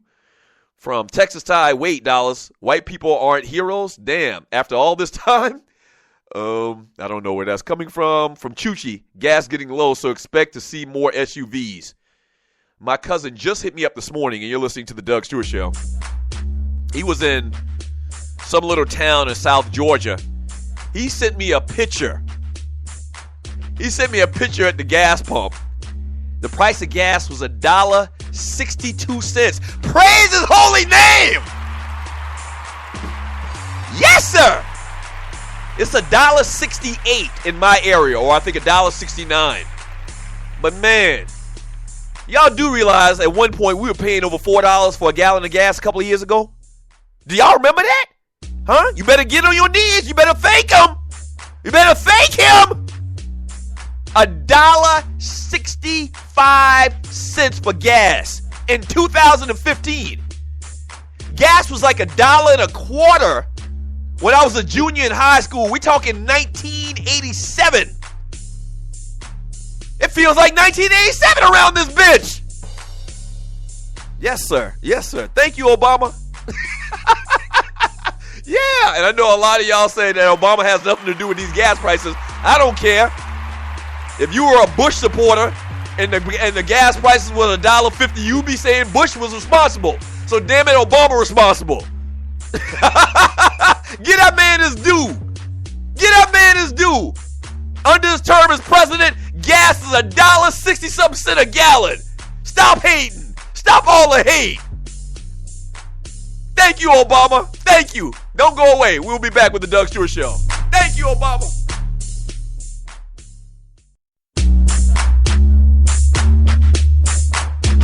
What is ID Life? Well, over the last 18 years, a group of scientists and doctors have been working on the development of a one-of-a-kind nutritional supplement program that takes all the guesswork out of what you need and delivers your truly personalized pharmaceutical-grade nutrition with your name on it directly to your door. Through the integration of thousands of medical and scientific studies, answers you provide to the free assessment, and more than 5,470 algorithms that process the data, ID Nutrition recommends what you need, leaves out what you don't, and blocks things known to the system to have possible adverse effects based on the answers you provide. The result is a program that is revolutionizing the health and wellness industry. Welcome to ID Life. For more information, just go to thedougstewartshow.idlife.com. That's thedougstewartshow.idlife.com. Do you have your own radio show? Are you an artist or a DJ? BB Mobile Apps is the solution for you. They specialize in creating mobile apps for entertainers. That's right. You can have your own mobile app where your followers can hear your shows or music, watch your videos, and view all your social networks in one place. You can even make money with banner ads and send push notifications directly to your audience to make sure they get your messages. Everyone has their phones on them, right? A mobile app will add credibility to your brand because your content will be accessible to them while they're on the go. BV Mobile Apps also makes apps for bloggers, actors, and producers. The process only takes about 20 minutes. Just go to bvmobileapps.com and click Get Started Now. That's bvmobileapps.com and tell them the Doug Stewart Show sent you. At Ticket Liquidator, we believe you should have access to the experiences you want to be a part of. Since 2003, Ticket Liquidator has been connecting buyers and sellers with the most sought-after and often sold-out events across the country. Ticket Liquidator's nationwide network gives you access to one of the largest online inventories of sports, theater, and concert tickets with prices lower than most companies in other markets. And our security policies are solid, so you can buy with absolute confidence. More tickets, better service, and lower prices, so you can witness the best entertainment, culture, and sports events worldwide. At Ticket Liquidator, we know that seeing a legend bring down the house or watching your team win the championship is about more than a ticket. It's about being there. For all your sports and entertainment ticket needs, call us at 855-638-3034. Again, that's 855-638-3034. Bad boy, baby. TDSS, baby. Welcome back to the Doug Stewart Show. Yeah. I saw somebody in the chat room. Welcome back to the Doug Stewart Show. I saw somebody say in the chat room just now that Obama. Oh, here it goes. It's from a man, Clay Davis, a.k.a. Donovan McNabb. He says, no president controls the gas price, but they get the blame if it goes up. That's probably the case, and that's probably true. But you know good and well that if the gas prices were high, and you just said it, that Obama would be getting much, much criticism. What's the opposite of down? It's up. What's the opposite of high? Is low. So the same way that you can criticize, and I don't know all of the politics and the behind the scenes talk and conversation about oil prices, but I know one thing. If gas was $4.50, he'd be getting killed right now. They would be absolutely killing that ninja on conservative radio. Let's just be honest. And so gas $1.60, so we shouldn't give him praise? Oh, hell no. I don't buy into that. Whatever. I don't care how he did it. I don't care how he did it. I don't care if he used a magic wand. I don't care if he used voodoo. Gas is $1.60-something. He's a sitting president. It is what it is. Stop hating. Stop the hate. And I hate that term. I hate the term hate because I think these young kids just misuse it today. But in this particular case, man, this is very apt, okay? The gas is $1.60. You really had to think about getting in your damn car about 5-6 years ago. Really. You had to. And I'm just happy, man. I praise his holy name for it. Thank you. Not Obama, but Jesus Christ. Yeah, thank you, Obama, but I'm not praising your holy name. 404-382-0338. You can also email me at doug@thedugstewartshow.com. If you didn't have a job 7-8 years ago, and you had an SUV, you had one of them, one of those, what's the big Ford? You remember them Ford Excursions? They like dinosaurs. They extinct now. Because you couldn't drive them damn things around. Cass is putting $100+ in their gas tanks. You had a Ford Excursion. You had one of them big-ass SUVs like that. They was putting over $100 to fill up their tank. Much more than $100. In 2016, we paying... I filled my daughter's car up the other day, and you're listening to the Doug Stewart Show. My daughter has a little Honda Accord, okay? I filled the tank up with $22. Yes! Thank you, Obama. If they don't thank you, I don't care. I will. Whatever. I don't care. You tell me any old kind of reason to why. I don't care. He's the damn president. 404-382-0338. You can also email me at Doug@thedougstewartshow.com. I was telling you a little bit earlier about Eugene Robinson. On the same day Eugene Robinson warned the Carolina Panthers not to do what he did, you know what happened back in 1998. The man won NFL Man of the Year, for being an upstanding citizen or whatever. And the night before the Super Bowl between the Atlanta Falcons and the Denver Broncos, like the great Yao Ming said of all the players that were over in Beijing, China for the Olympics, Eugene Robinson was out trolling for hoes. You remember that story? Denver Broncos practice squad player Ryan Murphy is headed home after being caught up in a prostitution sting. Now, the details of this story kind of sketchy to me. Police in San Jose, California said Murphy and his brother were questioned along with a suspected prostitute after the three were discovered in a car in an area known for sex trafficking. Murphy was not cited, but his brother and the woman were. On Tuesday night, Broncos head coach Gary Kubiak released a statement saying the team was sending Murphy home. See, I don't like stuff like this, man. I don't like stuff like this, man. This is America, and I believe truly in innocent until proven guilty. I do. The man was sitting in a car. I don't care how bad it looks. This is America. You can have your car parked anywhere in this country, technically, and you can have anybody sitting in your car. Now, was she sitting in her car, and when the police rolled up, all of a sudden her head popped out from the back seat? Or were they sitting in the car? They didn't cite him, so clearly he didn't do anything. What? The man was sitting in a car in a bad part of town. What? He didn't get cited, and the Broncos sending him home. That's a non-story, man. And I don't know why. Once again, it must have been a situation where his brother and the chick were in the back seat, and, when the police rolled up around the corner, her head popped up. You know what I'm saying?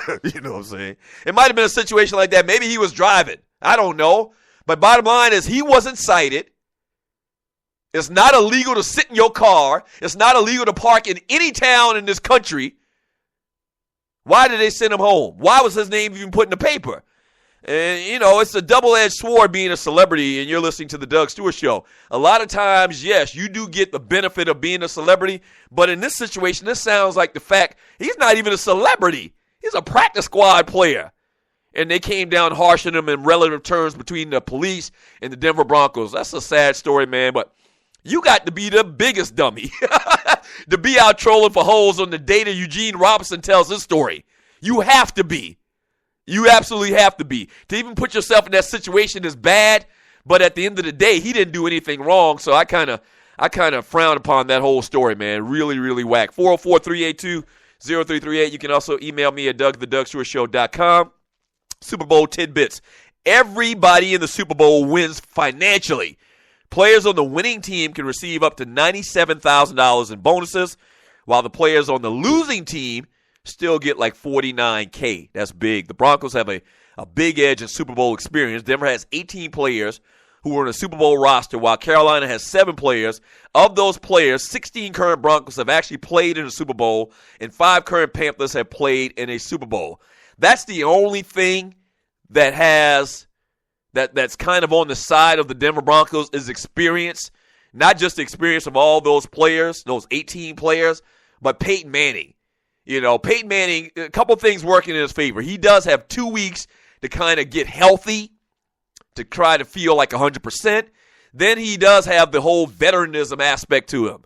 The fact that he's been around forever and that he's seen literally every defense. He can't make every throw, but he's seen anything and everything that the Carolina Panthers are going to throw at him. Okay?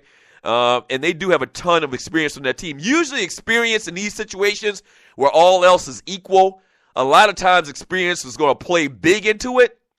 I don't think it even matters this time, man. I don't think it matters. I really just don't even think it matters, man. It's in a situation like, the Chicago Bulls trying to get past the Detroit Pistons. This is a one-shot thing. This is a Super Bowl. You got an absolute stud at the quarterback position. A lot of times you can look at the quarterbacks and tell who should win the game. Ryan made the same statement on the 2 Live Stews a couple of weeks ago where he basically said, you got to look at the quarterbacks. And he looked at Aaron Rodgers and he looked at Kirk Cousins. He said, I'm going with Aaron Rodgers, even though the Green Bay Packers have struggled, you know. But in this particular situation, throw that out the window. I mean, you have an absolute stud at the quarterback position for the Carolina Panthers, one of the best maybe we've ever seen. His story is yet to be written totally, but it's his time. And Peyton, based on what he's done, man, based on the struggles that he's had this year, man, it's not the same Peyton Manning from 5, 6, 7 years ago. It's just not.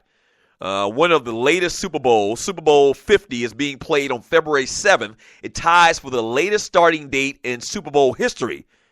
Officially, the Super Bowl, I believe this was like 19, was also on February 7th.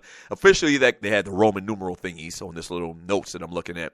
Officially, that kickoff happened at 6:32 p.m. Eastern Time. So if the Super Bowl is just 3 minutes late, it's technically will be the latest start in Super Bowl history. And it's coming up this Sunday, man. Cannot wait. Cannot wait.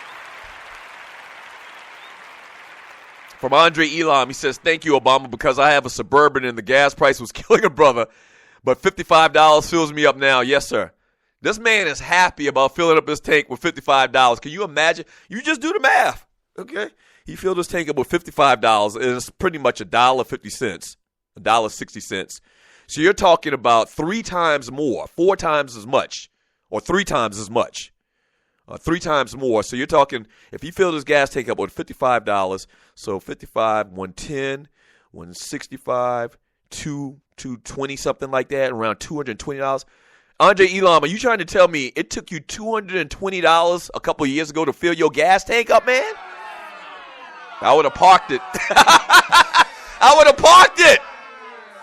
I would have absolutely parked it. You're talking about over $200 or close to $200 in gas. I would have parked it. That would have been an Uber taking some bitch. And I don't even know if Uber was even prevalent that big, 7, 8 years ago. I don't think it was. I don't think Uber's been around that long. That's crazy. Imagine if you had one of them excursions. Yeah, Kysii, all players in the Super Bowl should have the same line. I'm playing in the Super Bowl on Sunday, so can I hit that tonight? That's funny, talking about the whole hooker thing. I'm dollars and cents, bitch. So chick aside, asked to play for Newtsy. I'm asking, do you take food stamps EBT card? From Grego, Kysii, followed by, and please sign this consent and confidentiality form. Yeah. And you're listening to the Doug Stewart Show. Yeah. My boy and a bunch of other guys alongside with Cleveland Browns player got busted in a prostitution sting in Ohio. Ninja married and 2 kids. Oh, yeah. There can't be anything, knock on wood. Not that I even need to knock on wood or anything like that. Because I won't find myself in that situation. I just won't. But there can't be anything more embarrassing than being a married dude and getting busted in a prostitution sting. And especially if they like broadcast it on TV. Like they have these sting type shows on TV, and I don't know what the names of them are, but you've seen the shows where they set these undercover women cops up as prostitutes, and they run up in there, they kick the door open, or the guy's just leaving the room or whatever, and the police just run up on them, and there's all kind of cameras and everything, man. That's just absolutely got to be the worst feeling ever for a dude. The gig is up. The gig is up. Like, I can only imagine now. I'm imagining here, okay? I can only imagine. I'm in the room with this chick, negotiating price. And all of a sudden the door opens, and it's the police and dudes with cameras.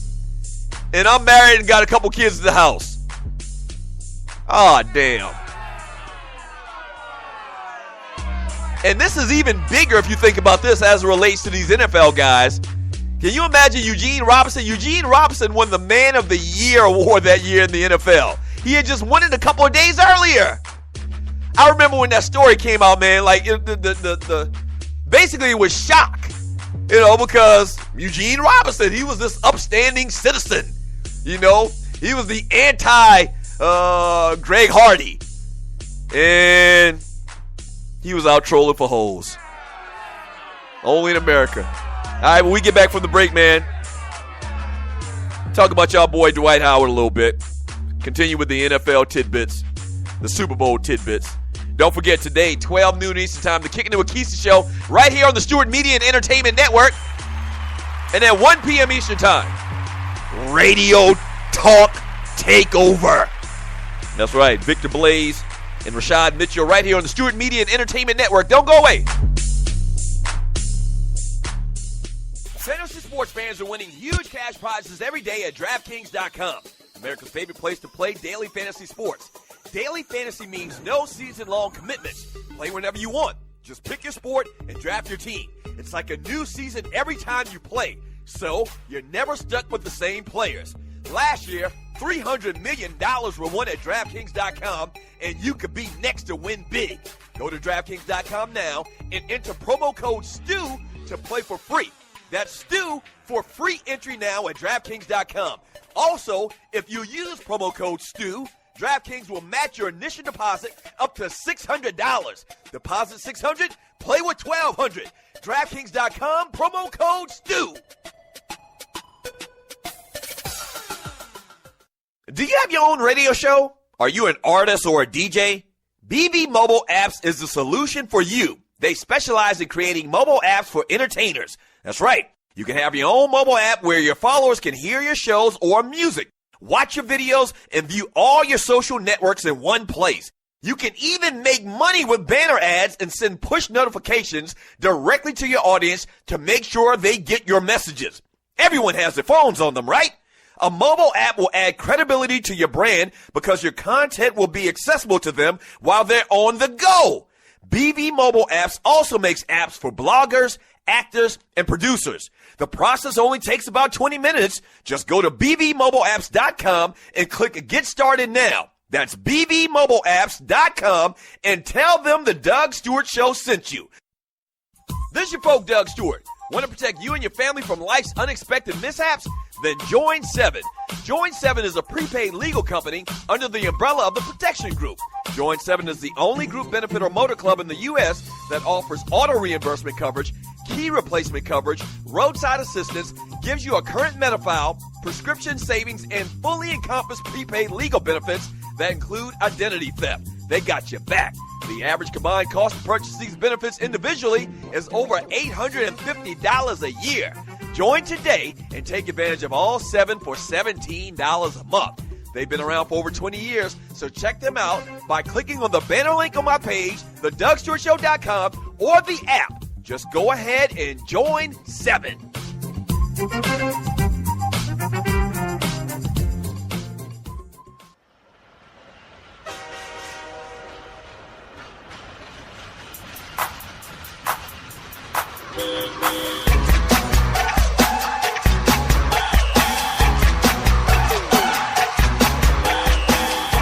Nothing else don't get you crunk.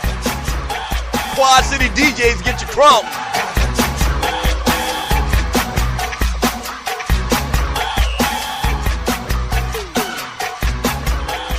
Welcome back to the Doug Stewart Show. Brought to you by ID Life. What is ID Life? ID Life is individualized nutrition. If you want to get more details, man, and get healthy in 2016, check out thedougstewartshow.idlife.com, man. It works like hand to glove. Sports talk, guy talk, health and wellness and all of that stuff, man. Go to thedougstewartshow.idlife.com. We're also brought to you by my good friends from Strickland Security. Do you need an alarm system? Holla at my folks at Strickland Securities, man. Some of the best in the business. They have over 55 years combined experience. They're not going to try to upsell you on all of this stuff that you don't need if you don't want. They can fix your alarm system. They can give you a basic alarm system starting at just $15. Or they can hook you up with the coup de grace of alarm systems with cameras and all of that stuff, all right? So check them out online at StricklandSecurity.com. That's StricklandSecurity.com. They have a homeowners subdivision program as well. What they can tell you about and come to your homeowners association meeting and tell you all about that. So they're looking out for you, and they have your best interests at hand. Check them out once again at stricklandsecurity.com. Yes, sir. Y'all know Dwight Howard was suspended for last night's game for swiping the official's arm a couple of days ago. They suspended him for the game against the Miami Heat, in the game against the Washington Wizards, I believe it was, a couple of nights ago. And last night, what happens? The Houston Rockets go out and win. Okay? James Harden had 26 points, tied a career high with 14 assists, as the Houston Rockets ended a 3-game losing streak with a 115-102 win over the Miami Heat. Very significant, interesting thing about this whole game last night is Josh Smith started at center. Did you hear me? Josh Smith started at center for Houston, scored a season-high 19 points in his second start of the season, first since returning to Houston in a trade from the Clippers a couple of days ago. Luol Deng had 17 points for the Heat, who had 4 straight, their season high. Now, listen to this. Josh Smith was pretty much ran out of Atlanta because fans were very just dissatisfied with Josh Smith and the production, I guess, in the court and the bad shot selection. But I've always said, man, Josh, as far as the things that he could do on the floor, man, if Josh would just have honed his skills and his game towards being that garbage pail type guy, like a Dennis Rodman type guy, man, he would have been a perennial all-star. There's a market out there for that skill set, man, and I'm talking about blocking shots, getting steals, rebounds, putbacks, all of that type of stuff, man. And he's even a better offensive player than Rodman was in the example that I use. And 6'9" playing center, you know, and the NBA isn't like it was, you know, years ago with all the dominant centers. You know, dominant centers really are kind of like a rarity in today's NBA. But that's good, man. That's a very interesting story. That's a good thing for Josh Smith, man. I'm happy for him, man. Maybe Houston goes and maybe they try to make a deal for Dwight Howard. You know I'm not a fan, and you're listening to the Doug Stewart Show. You know I'm not a fan. Maybe they try to make a deal for him, man. And Dwight is just constantly always crying. Now, he does get beat up a lot. I will acknowledge that, and it seems like they call the game different for a center, for a bigger, more physical type player than they do the other positions on the floor. But stop crying. You've been in the NBA long enough, man. Stop the crying. Stop your bitching. Damn. Always crying. Somebody always touching him. You know? So, whatever, man. Maybe they're going to try to find a deal for him, man, and get rid of him now. Because clearly it's not working out. They're saying, I saw somebody say last night, I think it was on NBA TV, it might have been Dennis Scott or something like that. Josh or Dwight Howard is only taking like 8 shots a game. But I would say to Dwight Howard and to all of his fans, he don't deserve more than 8 damn shots a game. Matter of fact, he don't deserve no damn shots a game. His offensive game sucks.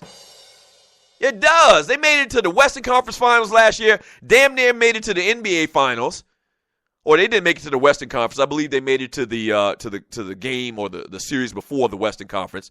But they played fantastic with him last year. Had a real opportunity to go to the NBA Finals, if you ask me.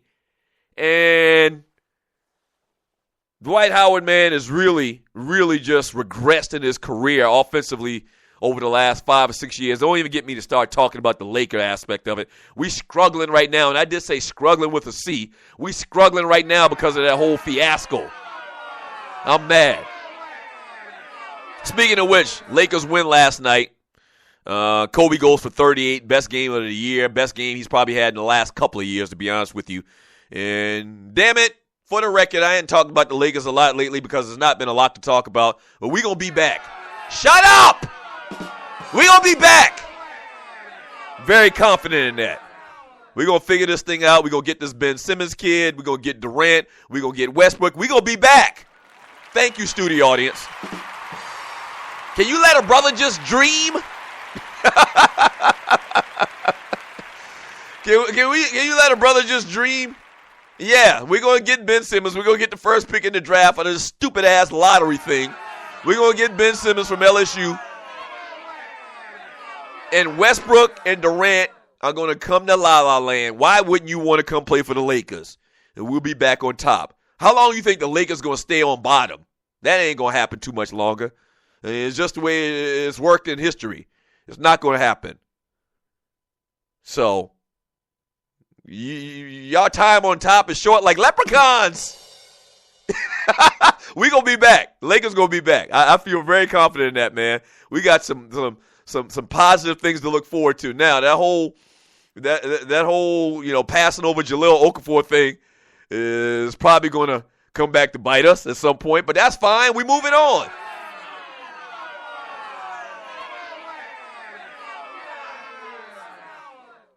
From Corey, he says, Mr. Lakers chat is easy to fix. Bring back Jerry West.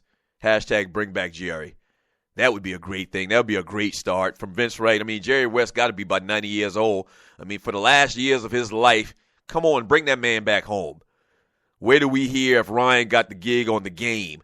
Hadn't heard anything about it, just like you, sir. I'm waiting to hear if he gets the job, too, which I don't understand why he wouldn't get the damn job. But that's neither here nor there. From Nino the Rhino, I met R. Kelly years ago at South DeKalb Mall. R. Kelly had to be at least 35. From Texas Tide, didn't Doug say he wasn't going to talk basketball? They kind of lured me into it a little bit. I wanted to talk about Dwight Howard. Any opportunity I can get to talk about Dwight Howard, I take it. From Brother Babe, Lakers will stay on the bottom like the Knicks have stayed on the bottom. No, the Knicks have always been on the bottom in relative terms. The Lakers ain't never been on the bottom for an extended period of time. This is probably the most down years that I can remember. Remember the Del Harris years? That was a couple down years, but that don't happen. It's like a freaking comet, like Haley's Comet around this piece. That ain't going to happen too much longer. Don't try to put us in the same category with your New York stinks.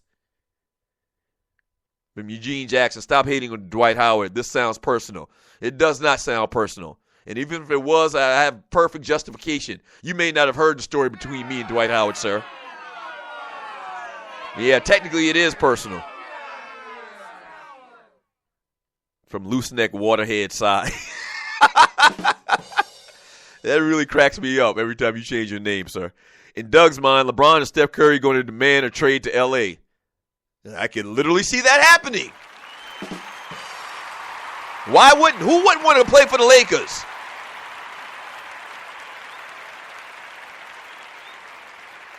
From Miss Mocha Bella, what happened to the talk about D'Angelo Russell, Lakers, y'all draft pick? I just talked about that, man. That might come back to hurt us real, real bad. I hadn't heard a lot about Okafor over the last couple of weeks, but he had been playing fantastic to start the season. And I hope this Russell thing really doesn't haunt us, man. Byron Scott don't like that dude. He got a real attitude. I hope Byron Scott is wrong because once again, his time on the top as Lakers head coach is short like leprechauns too. So, the hell with him. Thank you for helping us win some titles back in the 80s, but you ain't going to be around too much longer. That Russell kid is the future. So, I got to back him. I'm sorry, Byron, but your time is over. It's a wrap for you. It's really depressing talking about the Lakers.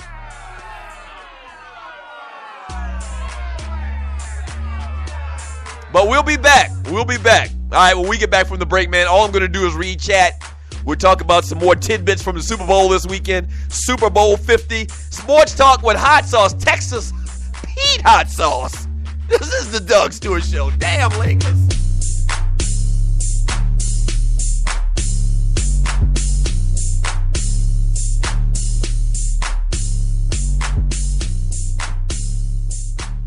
What is ID Life? Well, over the last 18 years, a group of scientists and doctors have been working on the development of a one-of-a-kind nutritional supplement program that takes all the guesswork out of what you need and delivers your truly personalized pharmaceutical-grade nutrition with your name on it directly to your door. Through the integration of thousands of medical and scientific studies, answers you provide to the free assessment, and more than 5,470 algorithms that process the data, ID Nutrition recommends what you need, leaves out what you don't, and blocks things known to the system to have possible adverse effects based on the answers you provide. The result is a program that is revolutionizing the health and wellness industry. Welcome to ID Life. For more information, just go to thedougstewartshow.idlife.com. That's thedougstewartshow.idlife.com. Do you have your own radio show? Are you an artist or a DJ? BB Mobile Apps is the solution for you. They specialize in creating mobile apps for entertainers. That's right. You can have your own mobile app where your followers can hear your shows or music, watch your videos, and view all your social networks in one place. You can even make money with banner ads and send push notifications directly to your audience to make sure they get your messages. Everyone has their phones on them, right? A mobile app will add credibility to your brand because your content will be accessible to them while they're on the go. BB Mobile Apps also makes apps for bloggers, actors, and producers. The process only takes about 20 minutes. Just go to bbmobileapps.com and click Get Started Now. That's bbmobileapps.com and tell them the Doug Stewart Show sent you. At Ticket Liquidator, we believe you should have access to the experiences you want to be a part of. Since 2003, Ticket Liquidator has been connecting buyers and sellers with the most sought-after and often sold-out events across the country. Ticket Liquidator's nationwide network gives you access to one of the largest online inventories of sports, theater, and concert tickets, with prices lower than most companies in other markets. And our security policies are solid, so you can buy with absolute confidence. More tickets, better service, and lower prices, so you can witness the best entertainment, culture, and sports events worldwide. At Ticket Liquidator, we know that seeing a legend bring down the house or watching your team win the championship is about more than a ticket. It's about being there. For all your sports and entertainment ticket needs, call us at 855-638-3034. Again, that's 855-638-3034.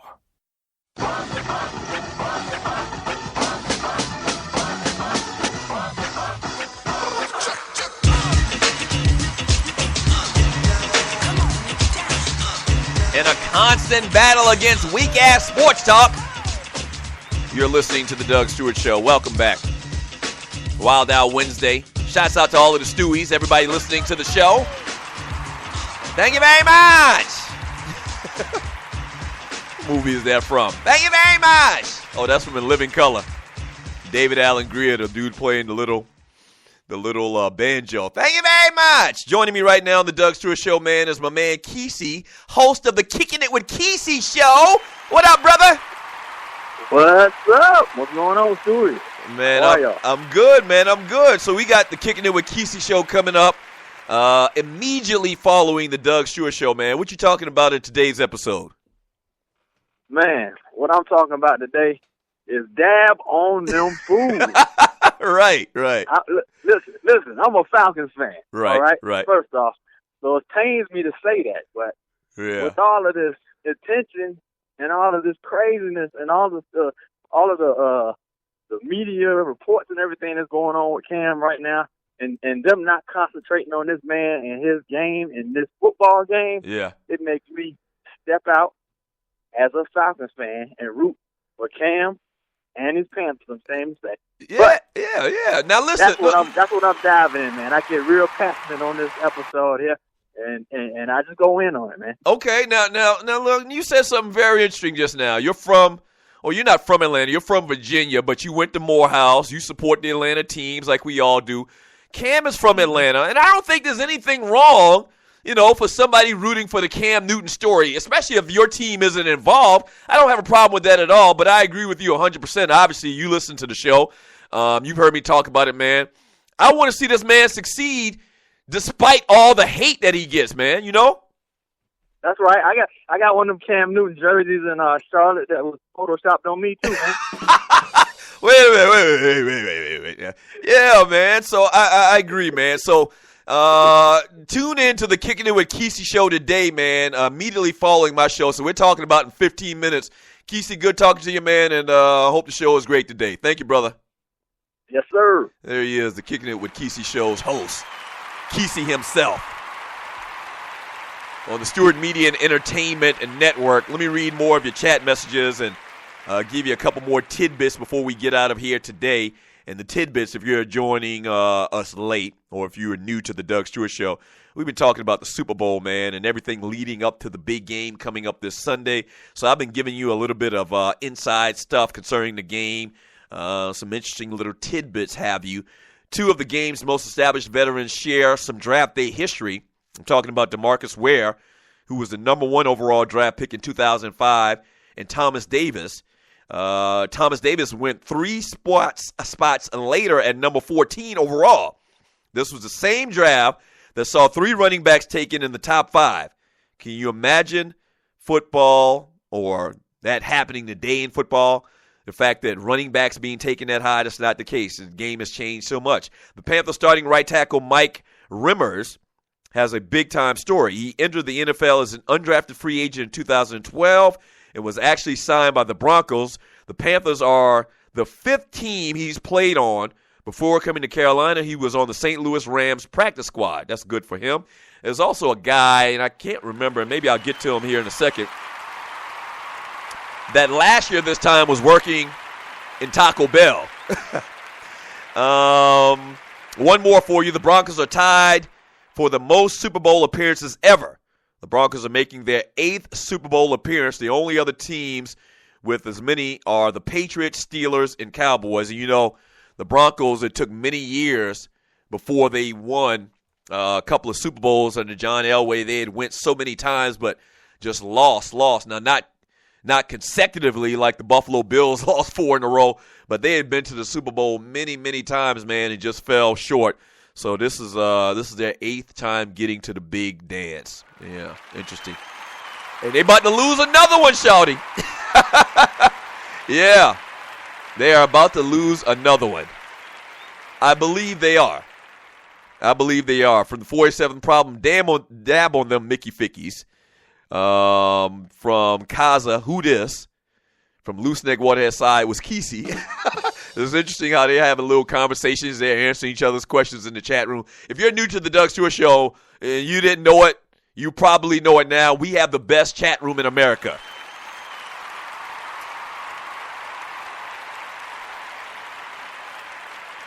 From Brian Hill, he says, you ain't no damn Falcons fan. I'm sorry, that ninja played for the wrong team. Sir, the Falcons not playing this weekend. You don't have to explain nothing to you, man. 9-0 the Rhino, I'm rooting for my home state. Yeah, exactly. From Loose Neck side, love you, Kysii, but the Falcons ain't going to make it.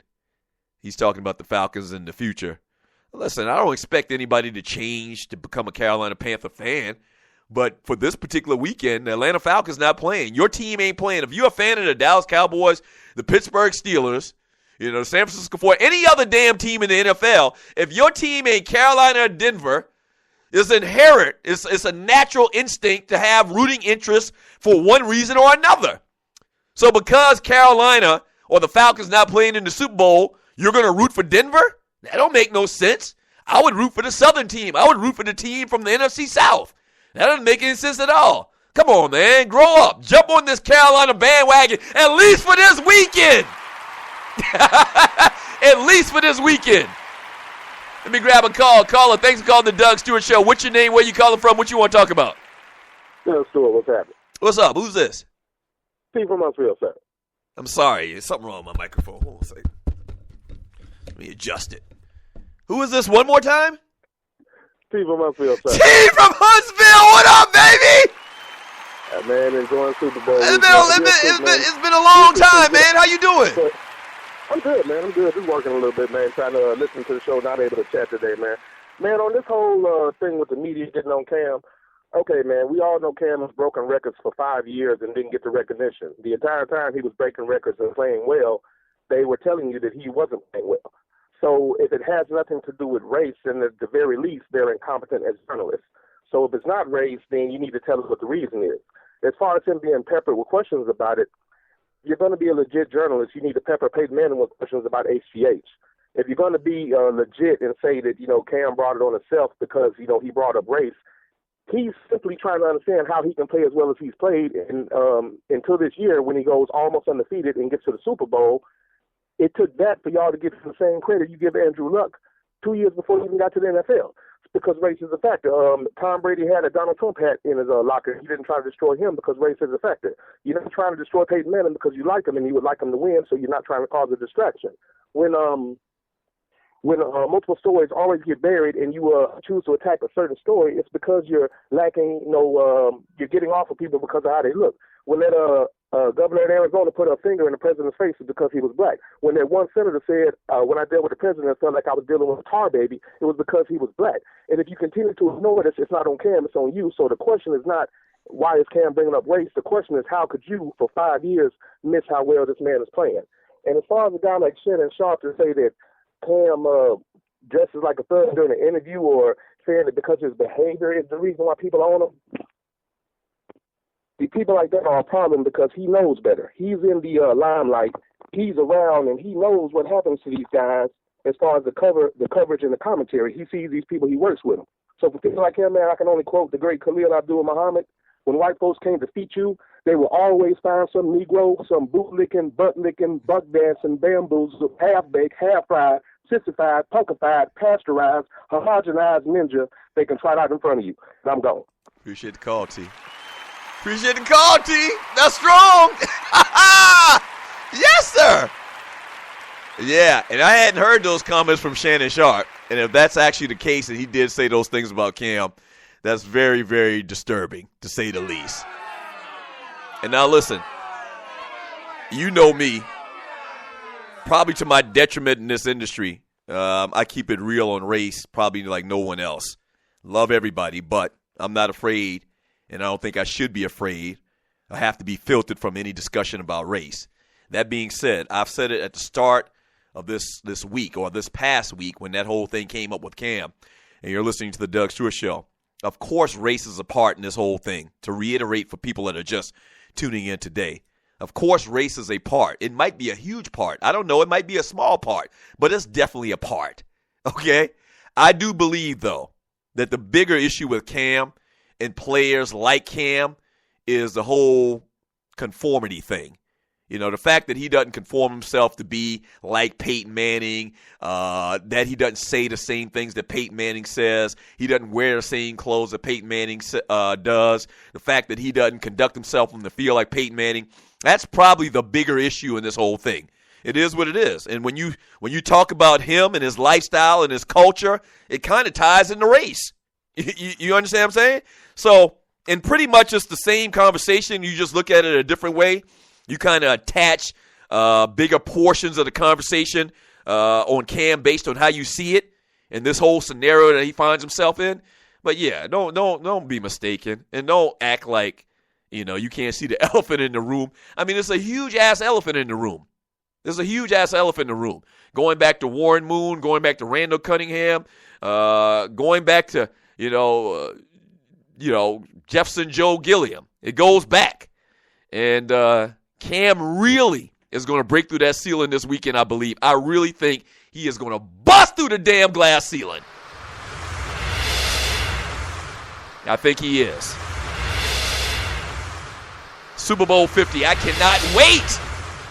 Yes, sir. Yes, sir. You gonna eat your beans and cornbread? Yes, sir. Yes, it's your grown man. All right, welcome.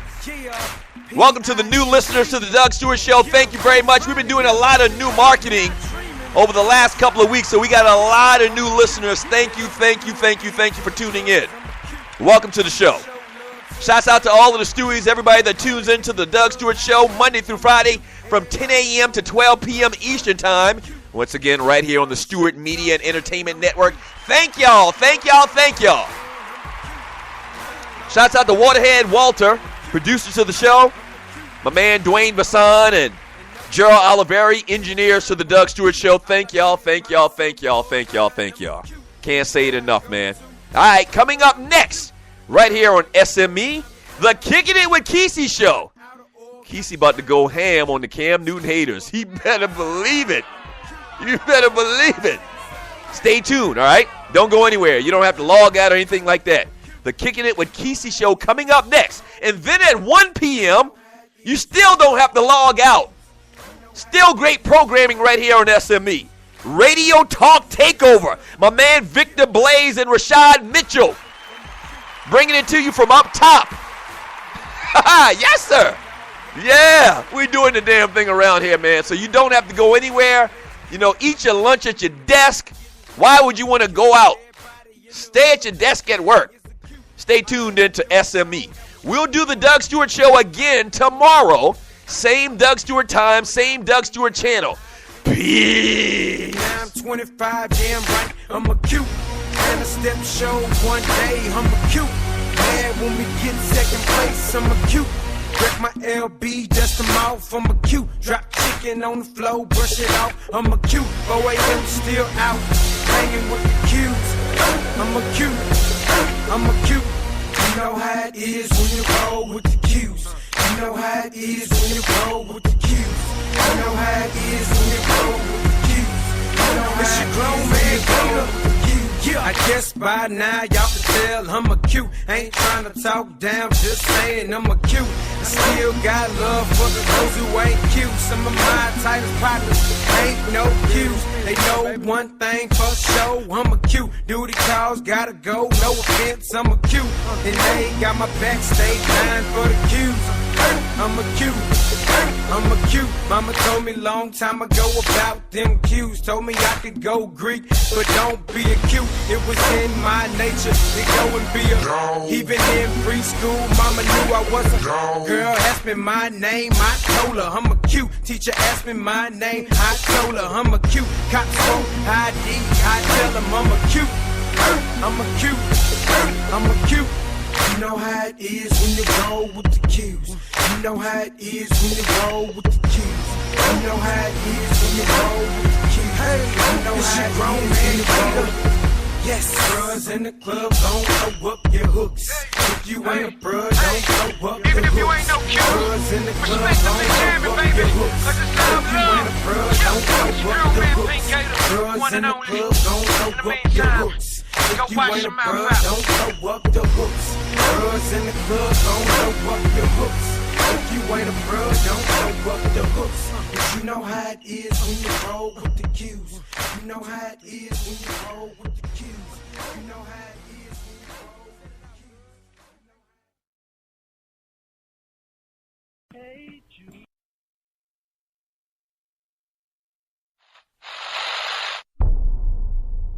Anybody gotta say anything, you let me know. That's a most excellent idea, sire. Is it? And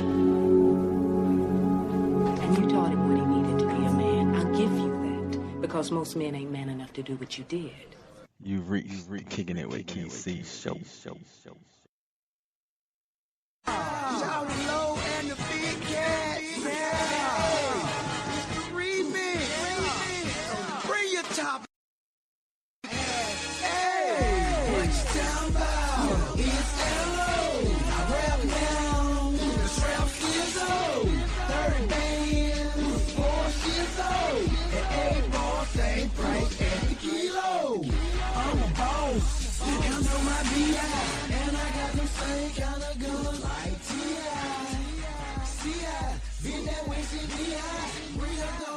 So you know I trouble this eye.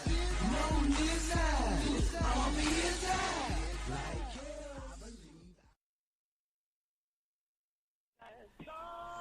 Hello. You have reached the Kicking It with Kysii show. And today we are actually speaking in regards to the legend known as Cam Newton. He actually has had a lot of publicity the past couple of days, past couple weeks, past couple months. As they win, you know how it goes. The excitement of the guy known as Cam is put on display. And there's been a lot of unnecessary, I'll say, comments, a lot of unnecessary, undue issues that have come out of this. It was kind of ridiculous, but I mean, that's where we are with that. So today is a live show. I'm actually going to have some people actually going to call in and speak on it. So that's what we're going to do. It's going to be kind of fun. Get a little opinion of a bunch of people who you know, are going to lend their opinions of, is this fair or unfair for this publicity that Cam is getting? So, you know what I mean? That's the thing that comes with the territory, you know what I mean? As we near Super Bowl time, you run into things like that occur where somebody's going to, you know, slay you in the media. So that's a natural thing. All right, so that's one thing we're going to do. We're going to kick it. We're going to talk about this upcoming Super Bowl. We're going to talk about Cam as a man, as an athlete, as he says, he's an African-American or black quarterback, and he is being treated as such. So we're going to dig into that a little bit, because there's been other black quarterbacks, yes, of course, but and everybody's had their heat. They've actually gone through times where they've been slayed in the media. Let's think about RG3. He's been slayed in the media. Russell Wilson. But none have been slayed like Cam Newton, because basically none of them were they weren't the athletic prowess that Cam Newton is. The build, the figure, this guy who's winning. You know what I mean? These guys were great. Russell Wilson, yeah, won, but he didn't have that athletic build. He doesn't have that charisma, that machismo, I think is the word, that Cam brings. You know what I mean? Cam is one who celebrates after getting a first down, or he is one who celebrates when getting a touchdown, or, you know, things like that are exciting. And then he gives the game ball out and all that type of stuff. So that is part of, you know, who he is and what he does. So that's one thing we will touch on. And like I said, if nobody joins me in here, it'll be me. I'll be talking on it. But I got a couple people who, you know, RSVP said they're coming through to speak on this. So let's get into it. I think what I'm going to do is, while I'm setting up and checking in on the conference line that I reserved. All right, let's pause for a break.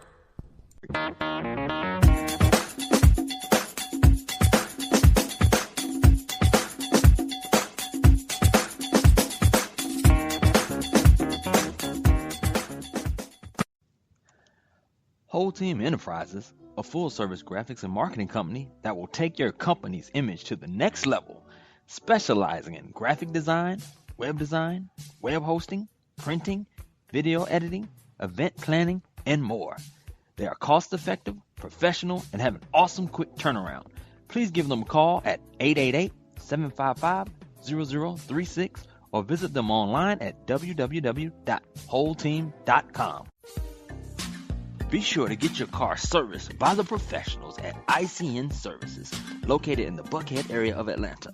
They are a full-service automobile concierge service who are an on-site automobile detailing provider with the advantages of their come-to-you service. Your car can get their needs taken care of while you continue your day. They will take your vehicle to appointments, inspections, repairs, returns, and more. Find them online at www.itscleannow.com or reach them at 404-934-0675. Go see my guys at Platinum Auto Accessories in Lithonia, Georgia. They can get your car audio needs tight. In addition to the audio enhancements, they specialize in visual enhancements for your car as well. Lighting, rims, alarm systems, remote starts, and more. Visit Kevin and James with some of the best deals in the Atlanta metro area. Conveniently located at 2648 Lithonia Industrial Boulevard, off I-20 and the Evans Mill exit. Also give them a call at 678-323-7888. Mention this ad for a special discount. Friends of the Kickin' It with Kysii show. You've reached Kickin' It with Kysii show. With Kysii show here. And And I'm going to talk about the issue that Cam has been facing the past couple of days, couple of weeks, probably this year, I'll say. And that issue is just being a awesome quarterback here in the NFL, and of being a black quarterback, as he says. Because that's the truth. He actually put that out in a statement this week. So that's the bottom line. That's what the problem is why are black quarterbacks treated differently? Why are they held to a different standard? Why are they held to a different light here? I know the prototypical quarterback is usually a person who, well, actually, is usually I'll say he's a tall, usually Caucasian player. Was about, I don't know, 6'5", 6'4", 6'5". That's the height. Usually American pretty boy type. I think got an echo going here. Got too many phone lines going. Alright, so usually he's that type who's 6'5". He's supposedly the captain of the team, and he is the one who is the helm of that team. So, in this instance here, is Cam Newton competent to lead his team? Yes. Let's see, this is football.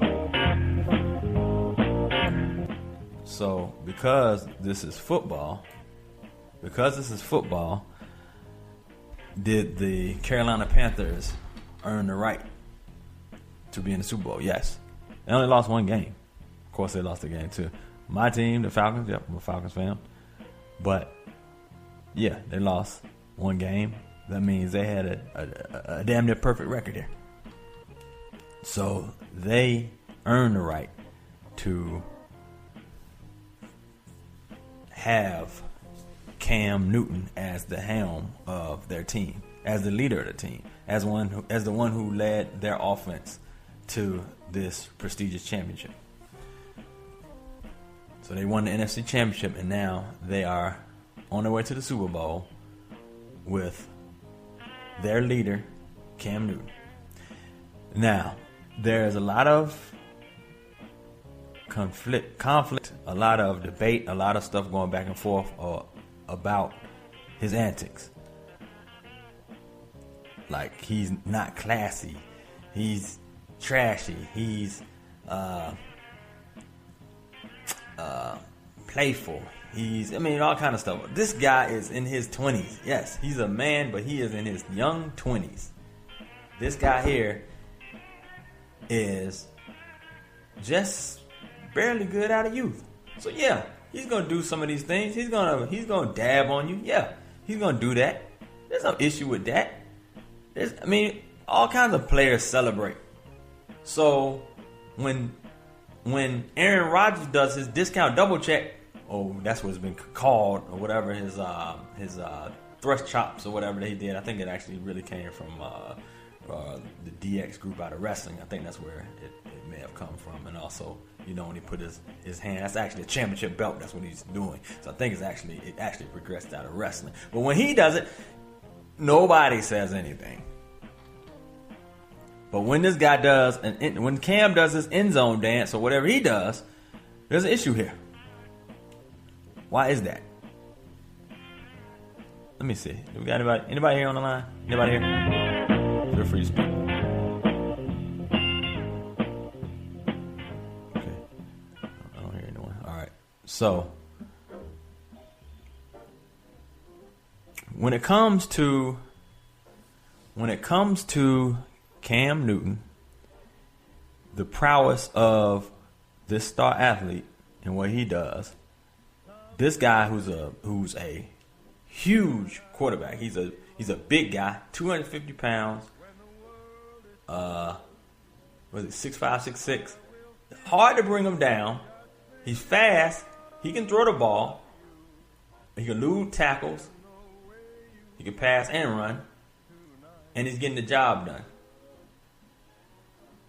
And where is this issue at? This issue, okay, all right. So let me say this. I'm a Falcons fan. Okay, I did not like the game. We got the brakes beat off us, the first game, by the Panthers. And then, yeah, they were taking selfies and pictures on the sideline. Yeah, I didn't like it. But you know what? I'm not saying anything about this man, his character, or the way that he is off this field. Only thing I said is, okay, let's stop it. Let's stop them. If we're going to do something, let's stop them. That's my thing. Do it on the field. I mean, they earned their way to doing it. Second time we played them, yeah, we shut them down. We said, okay, now take pictures. But it's a rivalry on the field. I don't mind all that. I have no problem with that. There's some people that are so wrapped up in the conservatism of that he should act this way. He should be like Peyton. He should be like Brady. He should be like Russell Wilson. He should be, you know what I mean? It's absolutely astonishing to know that this guy is treated this way now, especially after winning and especially getting close and closer to this championship. Because if they win the Super Bowl, there's no telling what next we're going to hear now. I mean, they're going to go digging further now. You're going to say, okay, he has a bunch of unwed mothers. You know, he has no legal issues. There's no problems here outside of him playing football and having fun on the field. There's nothing. You don't have anything. So what's the issue here? Where is this issue? There's no issue. Nobody can bring up a issue. You want to go back to the days of college, so you're mad at him about how things went on at Auburn? You know what I mean? Is that your issue? Nobody can say what the issue is here. So that's a lot of what I have a problem with. Is what is this fuss about? What are you talking about here? What's the deal here? This guy he's a leader. He's a player. He makes plays. So what kind of issue are we having here? I'm telling you, this is absolutely crazy. Absolutely crazy what we go through. Here. Yeah, so we're in the middle of a discussion on Cam Newton, the awesome quarterback of the Carolina Panthers. I didn't think I would even say that though, but you know, me being a Falcons fan, it's hard for me to voice that. But I want this. I'm all in his corner this go around because of the hate that's out there. You know what I mean? If you ain't from Charlotte, and it's an odd thing here. You know what I'm saying? And I saw a article, or actually it was a video from a guy, and he actually spoke about what did he speak about? He spoke about a situation. Well, actually, he spoke about Cam, because Cam's saying that he was a black quarterback, and people aren't really used to that, so that's why he's being treated differently. So this guy weighs in and says he thinks it's not racial or racism. He thinks it's more of a cultural shock. You know what I think? I think it's a mix of both. Let me break down what I mean by that. All right. Cultural shock is okay. we spoke about it. He's not your typical Caucasian, clean cut, Troy Aikman, Joe Montana, Roger Staubach, Tom Brady, Peyton Manning, Eli Manning. He's not your typical guy like that. You know what I mean? He's more along the lines of taller, I don't even know if I can say more athletic, but just like I've heard him being called Michael Vick 2.0. All right, take away the dog fighting and all that stuff. You know what I'm saying? And shout out to my man, Jersey Vern in the chat. So he's here. He's here in the chat. All right, so when it comes to Cam, like I said, he's not your atypical American quarterback, et cetera, et cetera. But this guy right here has now taken athleticism and your typical leadership that a quarterback must have. He's combined them both. He's taken this team to a 1-loss season here, and he's on his way to the Super Bowl. All right. So I spoke about, okay, so now that's part of the culture shock there. Now, also with this, him being a younger man, all right, he dabbing on them, yeah. That's the dance that he does with celebration. All right, with this dance, okay, that brings in, okay, a hip-hop aspect or hip-hop culture into it, okay? So this is where part of what they call culture shock here. Okay, so now you got some rappers here that are coming to these games. We saw Future and we saw Young Jeezy there. Yeah, they representing the man from the A, from Atlanta. They're at the game. You know what I'm saying? So yeah, this wasn't your typical sideline celebrities that you used to seeing at the games. But yeah, that's what he brings. He brings out a different crowd. He exposed a different side here from the helm of his leadership role. So that's part of this quote-unquote culture shock. Now, racial. I'm digging into this a little bit here. Racial always been going on. You can actually hear quotes from people like Warren Moon, Randall Cunningham, some of these other guys who were quarterbacks. What's my man? Doug Williams from the Redskins. Some of these other guys who preceded him and played this position. So Warren Moon said he didn't have his family come to the stadium because of the stuff the threats and things that he heard. You know what I'm saying? So it's always going on. People, number one, racism has never gone away. It may have changed. It may have disguised itself. It may be better. Of course, I probably got people listening to me right now. Like, I don't have a racist bone in my body. But you can't necessarily guarantee that your brother or your cousin or your mother or your aunt or your uncle don't have a perception when they see certain things or a certain aspect or a certain person performing or acting in a way that they don't have a preconceived notion that goes into their head. Man, I'm getting deep in here. But when it comes to Cam Newton, like I said, it's a racial and a cultural shock here. The racial part of it I explained because he's not the typical guy that you're used to seeing in that position. Especially, you know what I mean? We're known, we got some guys that are star athletes in all kind of positions. But there wasn't a ton of guys who actually did quarterback this way. I mean, you still got guys in the league like Tyrod Taylor. You know what I mean? You still got Michael Vick on the bench. And you got, other guys here. But Cam Newton is about to go to the Super Bowl here. You know what I'm saying? He's going to the Super Bowl. He's going to the pinnacle. He is going to the mountaintop. He is about to face, if not the favorite quarterback, then the second favorite quarterback of this country. You don't have the American Tom Brady, but you've got the American Peyton Manning.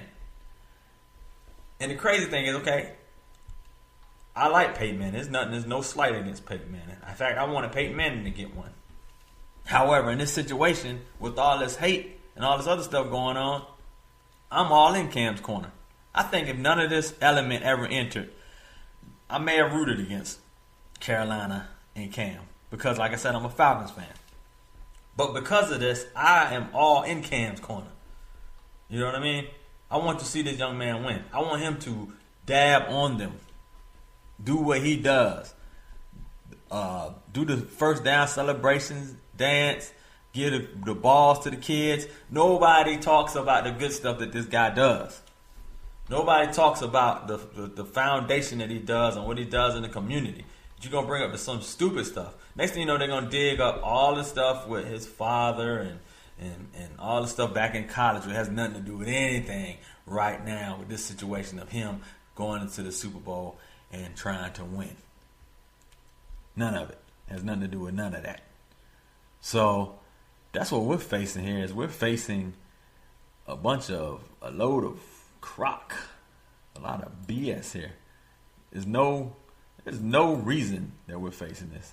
I mean, I have no idea why. Anyway, I'm gonna throw another track on. We're gonna keep on popping. All right, I got my man Vincent. A shout out here to my man Big Smooth, Vince Wright, the governor. He's also in the chat. Be sure to listen to both of these guys. They actually have their own shows here on Spreaker, so follow them. Sports Done Right, my man Vince Wright, and I got my man Chief Rocker, Jersey, and he's on several shows. He's on the Real Cash Ranger show, and he also has his own show, the Chief Rocker Jersey Vernon show. So anyway, you be sure to follow them when you get a chance. Because they, like me, I talk about a lot of stuff, and y'all don't really hear me going in on the sports, but I'm going in today because it's like I said here, live on this special Friday. How y'all doing out there? It's a good Friday here. Be sure to join me on my website, Kysii.com, KYSII.com. Also, you can catch my mobile app in all of the different stores, the Google Play, the Apple Store, and the BlackBerry World. I know people laugh when I say BlackBerry World, but you know my largest downloaded base is actually BlackBerry users. I'm like, who still has a BlackBerry? But I believe it still has an international presence out there. People still rocking that BlackBerry. Yeah. All right, so I was actually chopping it up on the topic of Cam and what's all this hoopla about? What's going on here? I know some people actually are listening in with me, so feel free to join me. You can actually give me a call, and we actually will continue to have that conversation. So you can give me a call and join in. That phone number, I'll give it to you in case you don't have it. It's 218-844-1930, and when you get it, you're going to put in the code 450685 followed by the pound. So, all right, let's keep going with it. All right, so Cam, like I said, I wasn't necessarily all warm and fuzzy when the Falcons played the Panthers and got drugged the first go round. And, you know, they were doing the selfies, and when he did his first down celebration, okay, I'm mad, I'm looking, but I'm not talking about this man's character. I'm not talking about he needs to be more classy, or he needs to show more respect, or my kids are watching. It's none of that crazy stuff. You know what I'm saying? I was like, let's bring it on the field here. let's take it to the field. Let's keep this man from scoring. You don't want to see him dancing. Let's play some football here. But all this other extra crazy stuff that's out here is insane. And it's coming out because it's time for the Super Bowl. It's time for the highest achievement by a football team and by a leader of the team to achieve it. So now we have Cam Newton, who does not have extraneous issues with women, affairs, and all kind of things going on. No problems with entourages of people who are acting up and him being caught on it. No legal issues. Cam is not caught smoking weed or failing drug tests. It's none of these things. But you want to complain about him dancing and celebrating at a game? Are you serious? Serious.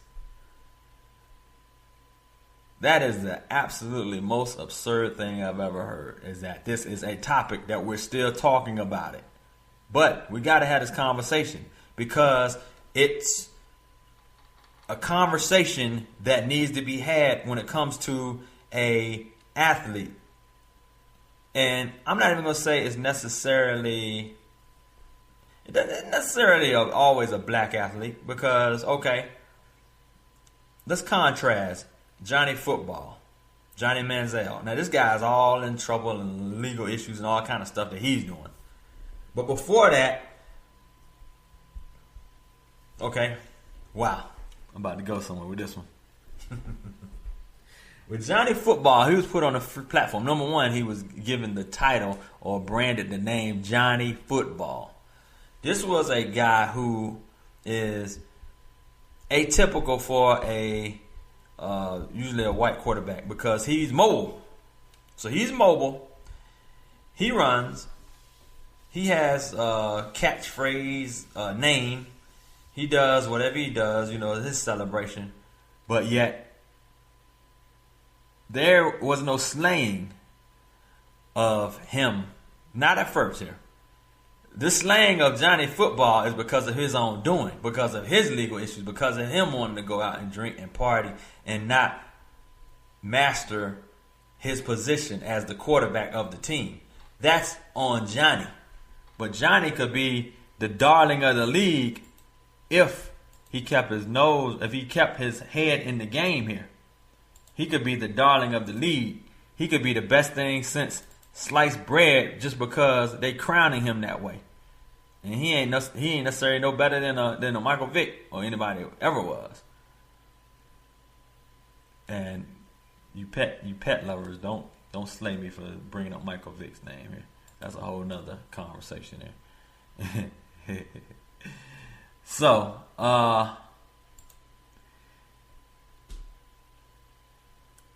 when it comes to Cam Newton, I wish nothing but the best for this man coming up. Like I said, I want him to succeed. I want him to win.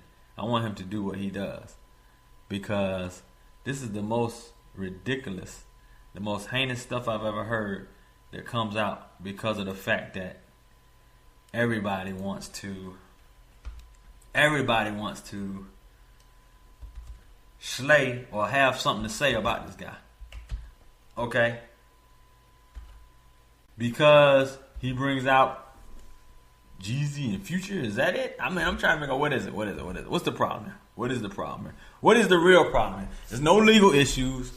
There's no issues with him off field. So, where is this problem? All right, we're gonna go into another area here, and I've heard my man Doug say this. Doug Stewart, Two Lives, has a show here on Spreaker. We're actually streaming over his media network and entertainment network. But when it comes to Cam, you got to look a little deeper here now. He got in an accident. His truck turned over. This man almost lost his life. So he has taken, ever since that accident, if I remember, I have not seen. I mean, if you listen to the players on the team, they say Cam is one of the first people in to the practices and one of the last people to leave. This man is working hard at his craft to improve. Cam Newton is a better player than he was last year. Cam Newton is steadily improving to his craft. Cam Newton got in this accident. Cam Newton had a near-death experience. Cam Newton says, hey, I need to live my life to the fullest and be all that I can be. This man is putting his game out there. He's putting his life on the line and putting he's having fun. He's doing what he wants to do as a young 20-something-year-old man. But yet, he is being strong over... I'm making up words here. He is being cast over the stones by the media, by veterans such as Brian Urlacher, who says that he wished that Cam would show a little more dignity, a little more respect, and he didn't like all of the celebration and all that stuff. What's so the hell? What old Brian Urlacher? Who are you? You got your stuff. But there is no reason. There is no reason at all. No reason at all, I say, for you fools such as Brian Urlacher to even have anything to say. To have anything to say in this situation here. You should be praising this man for doing what he does as a fellow athlete, as a fellow NFL player, supporting him, supporting this young man in his young 20s who is doing this thing at the highest level. Cam is handling his business, and he's breaking records here. He's breaking stride. Outside of that one loss, this team almost would have been undefeated. Absolutely crazy that he is not getting the respect level here. Like I said, I would have been cool, you know what I'm saying, with Peyton getting him one. Not until all this going down. Like I said, it's kind of odd for me being a Falcon fan to root for these Panthers. But now I'm all in here with pom-poms and everything for Cam Newton to win this thing. Yo, shout out to my man Cuddy up here in the chat room as well. What's up, Cuddy? We got Jersey Vern, got Cuddy, got Vince Wright, got everybody up in here. What's good with y'all? Cuddy's also uncle of one of the real cast Rangers here, Jungle Brother. So anyway, it's good to see y'all here representing, in the show here. These guys always support. So be sure to support them. Sometimes you'll see their shows, post them a timeline or in the group or whatever. But they love sports and they love sports talk, and they do it. They do it uncut, unfiltered, and they do it real.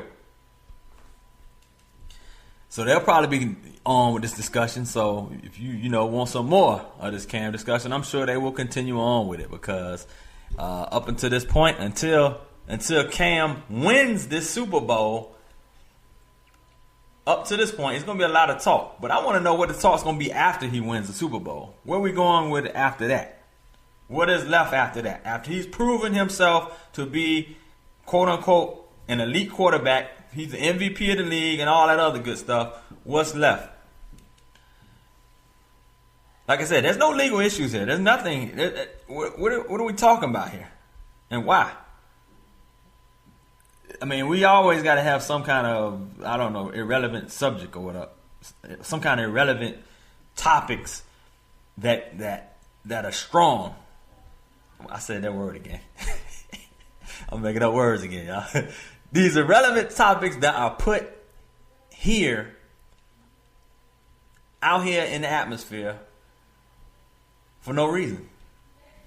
There's no reason that we're actually not talking about but the greatness of Cam Newton. We should be having highlight films of what this man has been doing.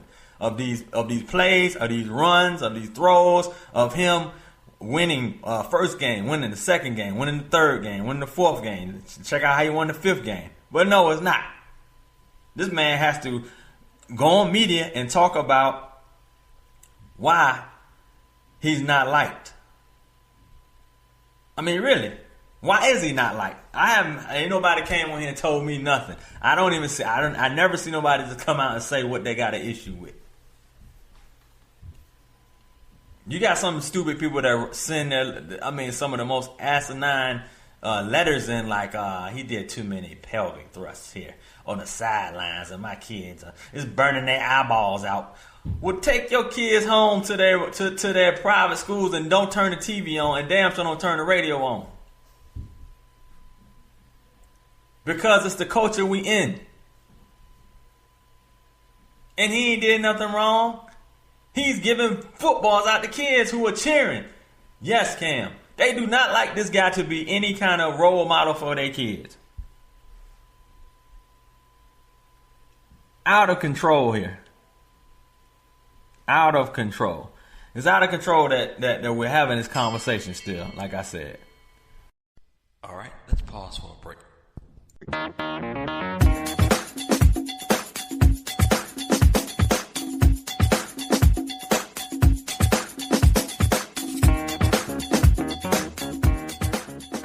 Next time you're in the need of video production or editing, give my guys Masterminds Production a call. They're based out of Atlanta, Georgia, and they specialize in short films, concerts, music videos, sporting events, promotional videos, commercials, weddings, fashion and photography, all at affordable rates to accommodate your budget. You can reach them online at www.mastermindtv.net or give them a call, 678-420-8494. Mastermind Production. If you're a fan of the Kickin' It with Kysii show, you also can find my app on all of the different mobile outlets, on the Google Play Store, on the Apple Store, and also on the BlackBerry world. You can find me on Stitcher, TuneIn Radio, Mixcloud, iTunes, and more. Be sure to download the mobile app. www.kysii.com. That's www.kysii.com. You've reached Kicking It with Kysii show. With Kysii show. Just coming back from that break there. Thanks again for joining me here live on the Stewart Media and Entertainment Network. Shout out to my guys, Vince Wright, the big smooth one of his own show, Sports Done Right. Got my man Chief Rocker, Jersey Vern. Also got my man Cuddy Jackson, part of the Real Cast Rangers. Be sure to check those guys out on their respective shows. So, I was actually digging into Cam. I mean, I've been all over the place with it. But the bottom line here, let's break this down here. We were speaking about racism, cultural shock. Is there any of these things that are elements? I mean, it's the same old thing here. It's okay. It's a young black man. He's in his young 20s. He's dancing, doing dabs. Grandma's dabbing, kids dabbing. They're like, okay, what is this dab? What is he doing here? Why are we doing this? You know, they're following him, and they're probably expecting some kind of failure. Like, okay, what's he gonna do now? Is he gonna have one of his entourage guys get in trouble, and is he gonna get caught smoking weed? Is he gonna get in some kind of legal trouble? Is he not gonna support his kids, child support? You know what I mean? It's something. It's like they're expecting something to happen here. It's like there's an expectation of an issue here with this guy, and all he's done is play great football. All he did is actually have an MVP season here. That's all he did. So that's all. Is that what he's guilty of? Is having an MVP season? I don't see anything wrong with it. You know what I mean? Let me see if I got anybody in here on my line with me. Anybody here? Hello? Chime in with me if you are. Okay, I was trying to see my line. Thought I heard something beep through. People shy today. It's all right. It's all right. It's all right. Anyway, we're going to continue chopping up on this topic here. Cam Newton. All right, so he's not the first black quarterback. Of course not. Like I said, you had your Steve McNair, you had your Randall Cunningham, you had your Warren Moon, you had your Donovan McNabb, you had your Dante Culpepper, you had your Michael Vick.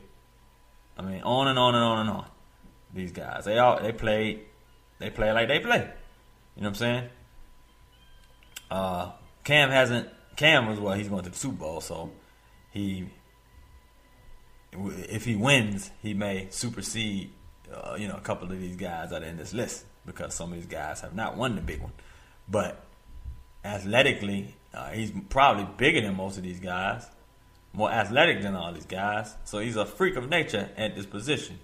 You know what I'm saying? So when it comes to discussion of the black quarterback, and I'm sure you could Google it and find there's always a different light that they're held in than anything else. Number one, it's a stigma out there that we can't pass. All we're going to do is run. They fast. They run with their legs. They can't throw the ball, though. You know what I mean? But some of these guys can deliver the ball real well. You know what I'm saying? Warren Moon had a nice spiral. He can deliver the ball well. McNair can deliver the ball well. McNabb was great with it. You know what I mean? But, these guys are mobile as well. So, now, Cam is still working on his craft. Cam is fast, and Cam can deliver this ball. But Cam is just a fraction of what he's going to become. So, with Cam becoming an even better athlete than he is, man, there's no stopping. There's no stopping Cam for his future. What I just want to know is, why are we entering this young man's future with all this negativity when there is no negativity to speak about except for him dancing on the sideline and celebrating? Are you serious? We don't have anything else to talk about here?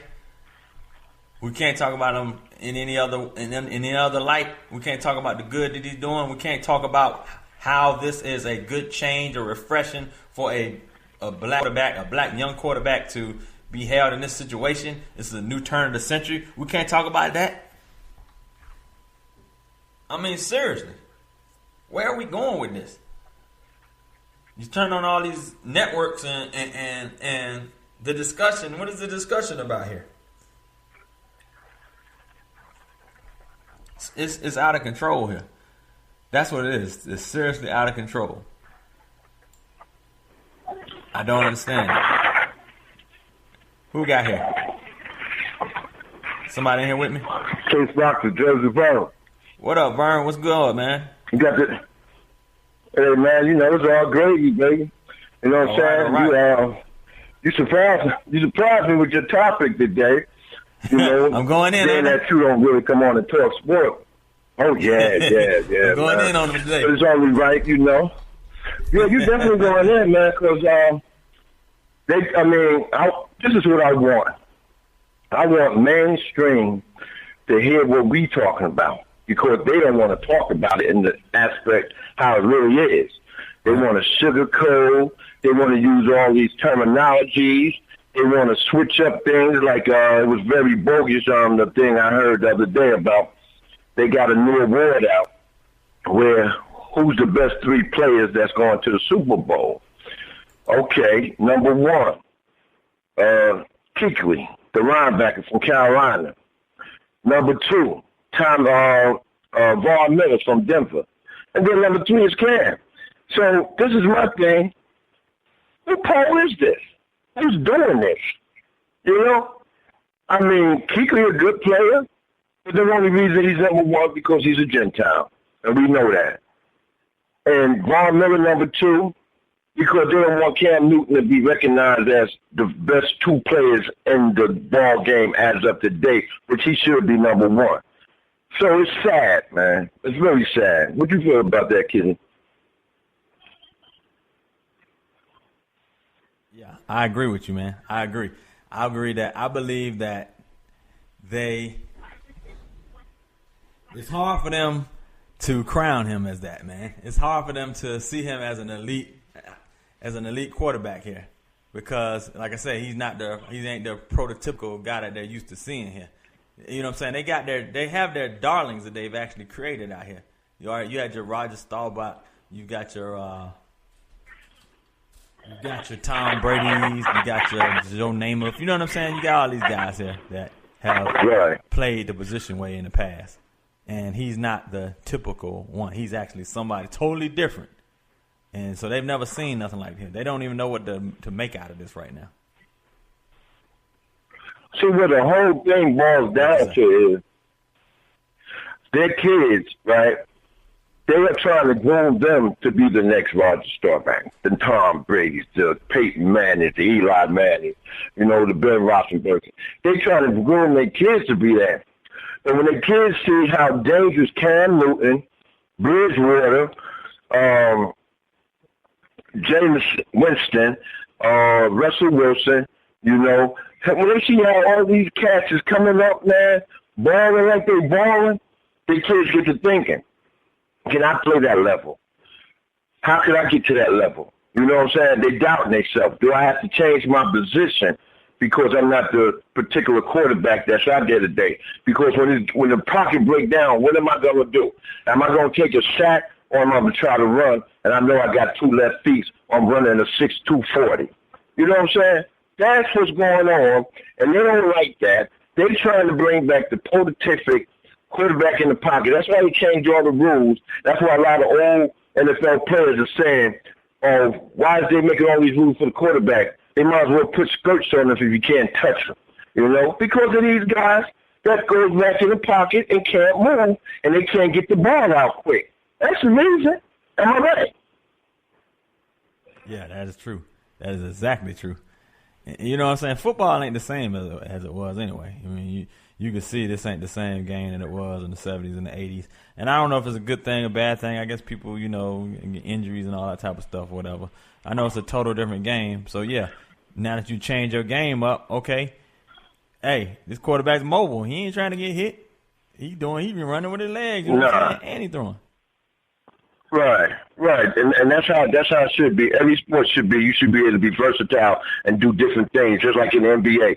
They're versatile. They don't play that straight up old back in the days, Boston Celtics, a couple other teams type of ball, give and go and pick here, pick there. These jokers, you tell them to set a pick these days, they say, man, give me the ball and clear out.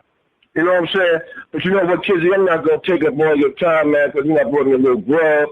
And I just wanted to holler, man, let your people know that, what you're talking about is real because we talk about it. And I'm trying to do a show after you go off, So when you finish, man, just holler at me. I'm going to grab and keep listening to you. Go ahead, man, get that passion, man. I want to see you wind up. I want to see you hit that level that I never heard you hit before because this is a very passionate subject, and we need you to get real passionate right now, brother. And you have a good day, all right? That's right, man. Thanks, Jers. Thanks for checking in here, brother. And I ain't shooting at you, right, too, man. That's a joke right there, inside joke, man.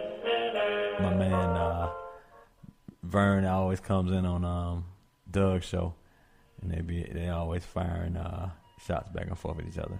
It's a fun thing, them going back and forth like that. But yeah, so my man Vern came in and he dropped that knowledge and dropped the mic. You know what I'm saying? Cleared it out. So I'm actually getting close to closing here. So that's what I'm going to do.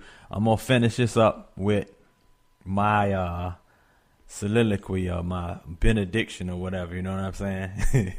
you go to church and then you got that pastor who wraps up things. You know what I'm saying? So I'm about to wrap this up and basically lay it out here of my feelings and what my thought process is and what the future is. You know what I'm saying?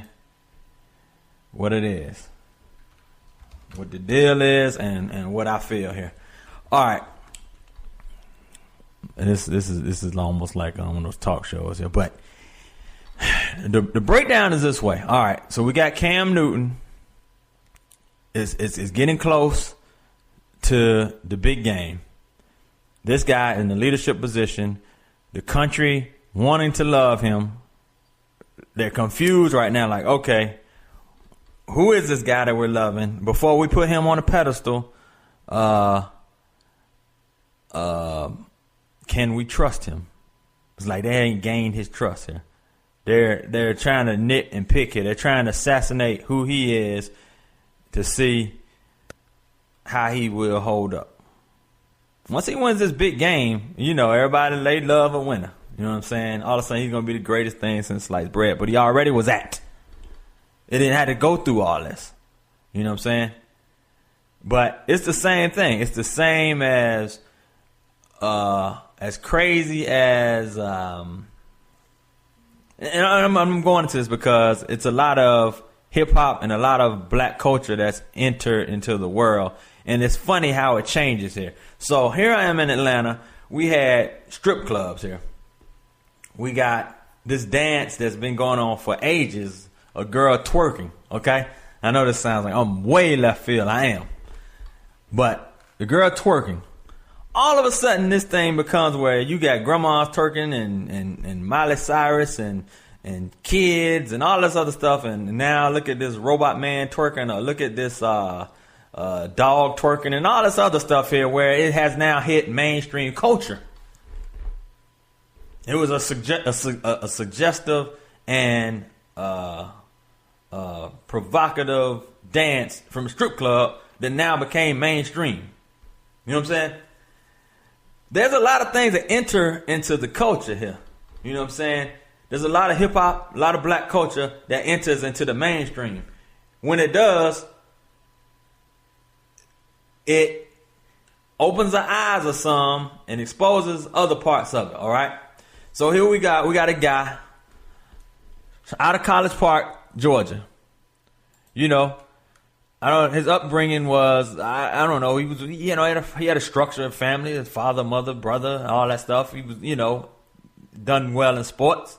He wasn't out in the streets. He wasn't in any gang. He wasn't a thug. You know what I mean? He didn't have any legal troubles.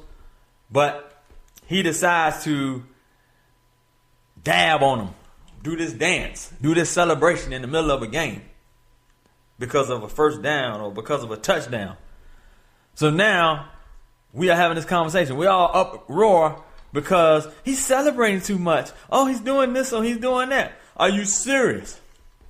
Are you serious? We're having a conversation about this. Why are we not having a conversation about how well this man is doing? And he is the MVP, and he will be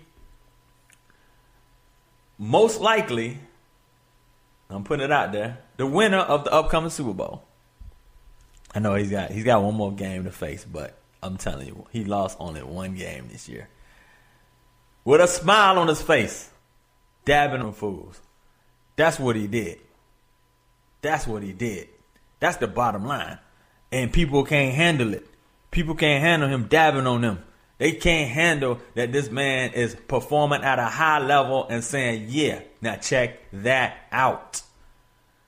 They have a problem with an athlete who celebrates or has fun around what he's doing. That's his job. You should have fun at your job. Don't be mad and hating because you mad at your job that now you hate at this man doing his job. Are you serious? Out of control here. Anybody? Let me see. Anybody here on the line with me? Thought I heard something clicking. Somebody here? Hello? And that light wrinkles your nose. Touches my whole music there. All right. So back here on what I was saying here is we actually came up on our time here. But it's the culture and the race. People say it is a racial, is a culture shock. It's a little bit of both. They can't handle it. It's coming in at all directions here. And they can't handle it. Let's celebrate this man and his upcoming game that he has coming up here. That's what he's doing. He's trying to win. Let him win. Let him do what he does. Let him be a young man. Let him continue to build his game, improve as a player, and do what he does. Let him cam. Let him dab on you. Let him do what he does. all this hate and all this bickering and all these topics about is Cam an elite quarterback? Is Cam this? Is Cam that? I mean, really. Numbers speak for themselves. He's been nothing but improving each and every year. His team only lost one game this year. He's working with some wide receivers who ain't necessarily top-notch wide receivers. But they're getting it done. Let's talk about that. I mean, really. Look, I need to have me some water next to me when I'm talking. I'm getting myself choked up out here. Crazy. So anyway, it's always a pleasure talking with you guys, talking about sports and topics and everything else that I can talk about. That's what I like doing. So I'm going to sign off here. I did a couple hours here, whatever, hour and a half, whatever, of this topic of Cam. And I wish nothing but the best for this young man here. Even as a Falcon fan, look, kudos. Shout out to the 404-770-678. CP, College Park. Shout out to him. You know what I'm saying?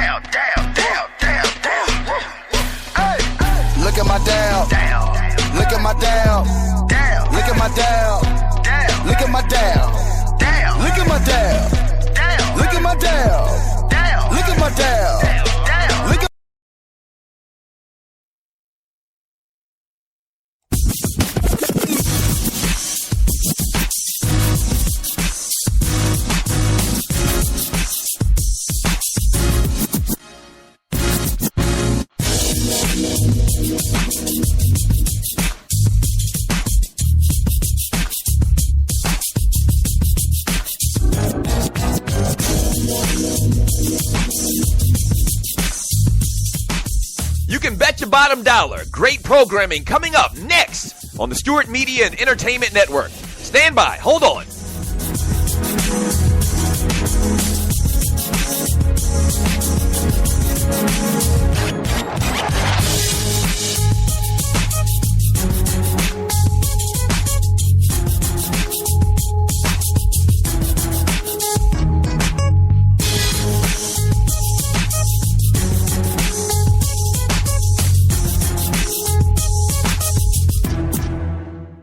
Talk at its finest, coming up next on the Stewart Media and Entertainment Network.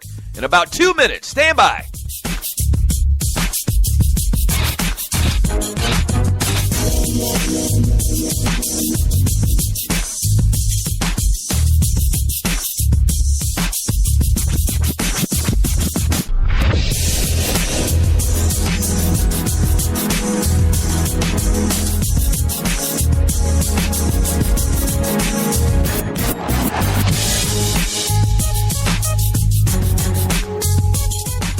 We know what guys are talking about. Stand by. A great show coming up next on the Stewart Media and Entertainment Network.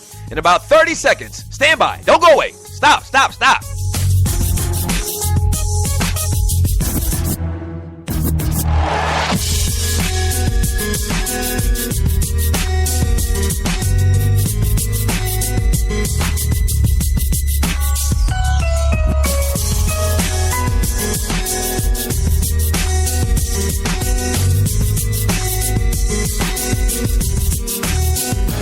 If they're talking about it at the barbershop, we're talking about it here on SME. Great show coming up in about 30 seconds. Don't go away. Stand by.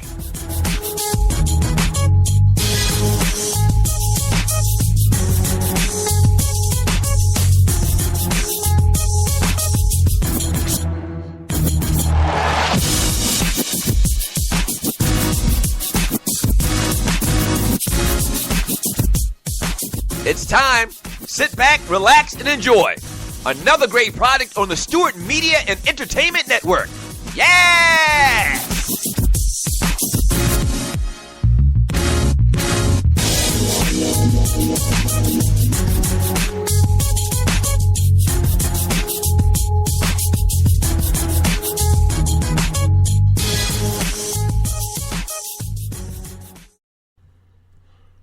All right, everybody, welcome to Radio Talk Takeover. I'm your host, Victor Blaze.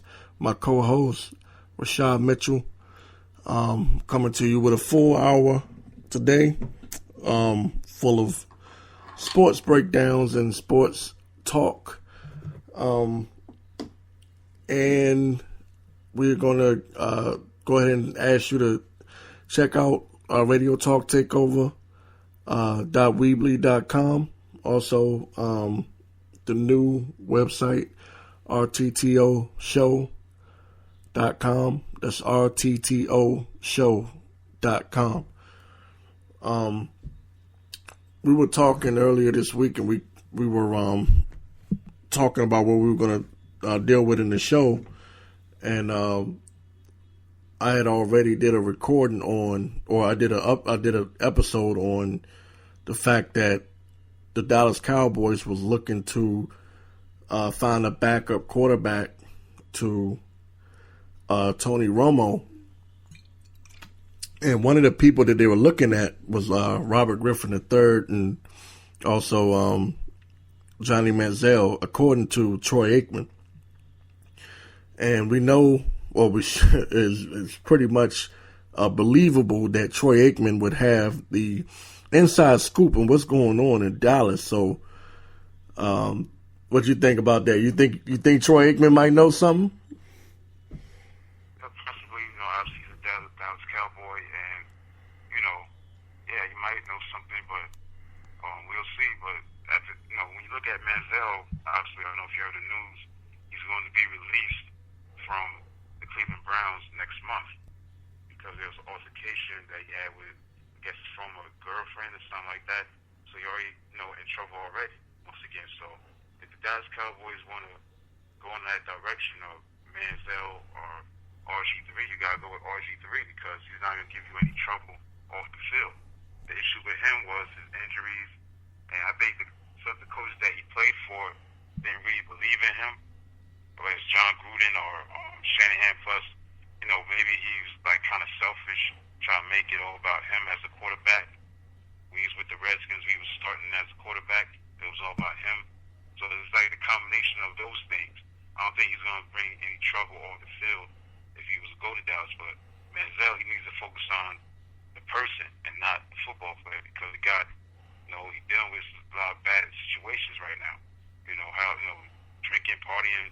In order to play the quarterback position, you have to be serious about your craft.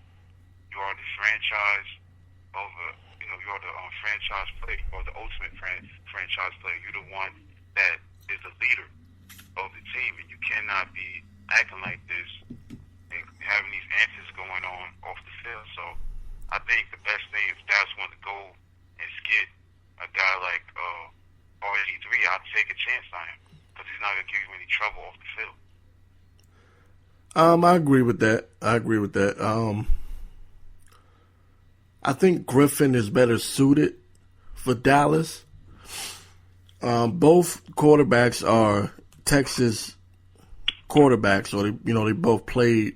RG was in Baylor University, and Manziel went to Texas A&M. So they both have Texas roots. My thing is that Manziel is one of those players. If you can get him right, I think he has a lot of upside. With RG3, I'm not sure what he has left. And I'm saying that because it's like, it reminds me of, I remember Jason Campbell used to play for the Redskins, and he played behind a very, very, very, and I mean very sorry offensive line.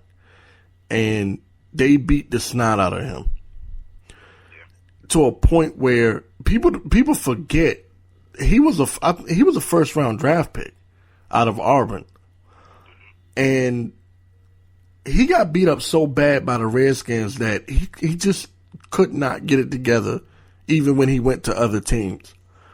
And I'm not sure if RG3 is suffering from the same thing, because you know what happens when you're a star quarterback and you're coming out of college and you're the man and everyone believes in you and you're it, right?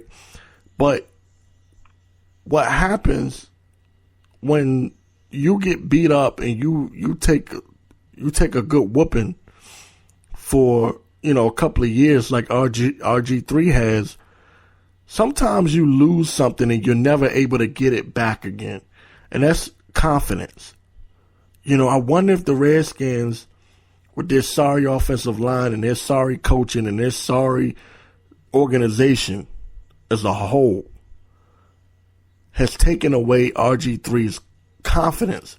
Because prior to him being with the Redskins, or prior to 2013, because he was a beast his 2012 season as a rookie. After that, I just wonder, can he get back the momentum, the belief in himself that he once had? Do you think he can regain that? What do you think about that, bro? I think so. I think he has a chance to, if he's given like the opportunity to fit well into a certain system where he can flourish. I think it was that injury to Baltimore and that defensive tackle, Uladi Ignata, I think that's the name. That big guy, number 92 from Baltimore, I think, put that hit on his leg, his knee. And Uladi Ignata, that's his name. Yeah. Either one, I think he was the guy that put that hurting on him, RG3, and it hurt his knee. So I think he could get that confidence back if he goes to a best picture where the coaches are believing in what he can do. If he could do that, have the opportunity, I think he'd do great. Because I think the issue was his injuries, as he was getting hit too much, and he's not the biggest guy, or his body is concerned. He's not Cam Newton from a body type standpoint. But if you get him in the right system, the right coach that believes in him, I think he could do well. Because I think the issue was the injuries, and also this, stuff about, I guess he was trying to be like first, like the me guy, and all about him, whatever chemistry issues he had down there, in Washington. I think that was maybe like the only issue that stood out to me. So if he goes to a quality football team that has a coach, has an offensive coordinator that believes in him, I think he can definitely do what he did in 2012. Because, it's all about what have you done for me lately. Obviously, he hasn't done that much. But if he can have a coach that believes in him, I can't stress that enough. Because John Gruden did not believe in RG3. He loved Cousins. Jay Gruden. Yeah, Jay Gruden. Right. He played well under Gruden and Kirk Cousins.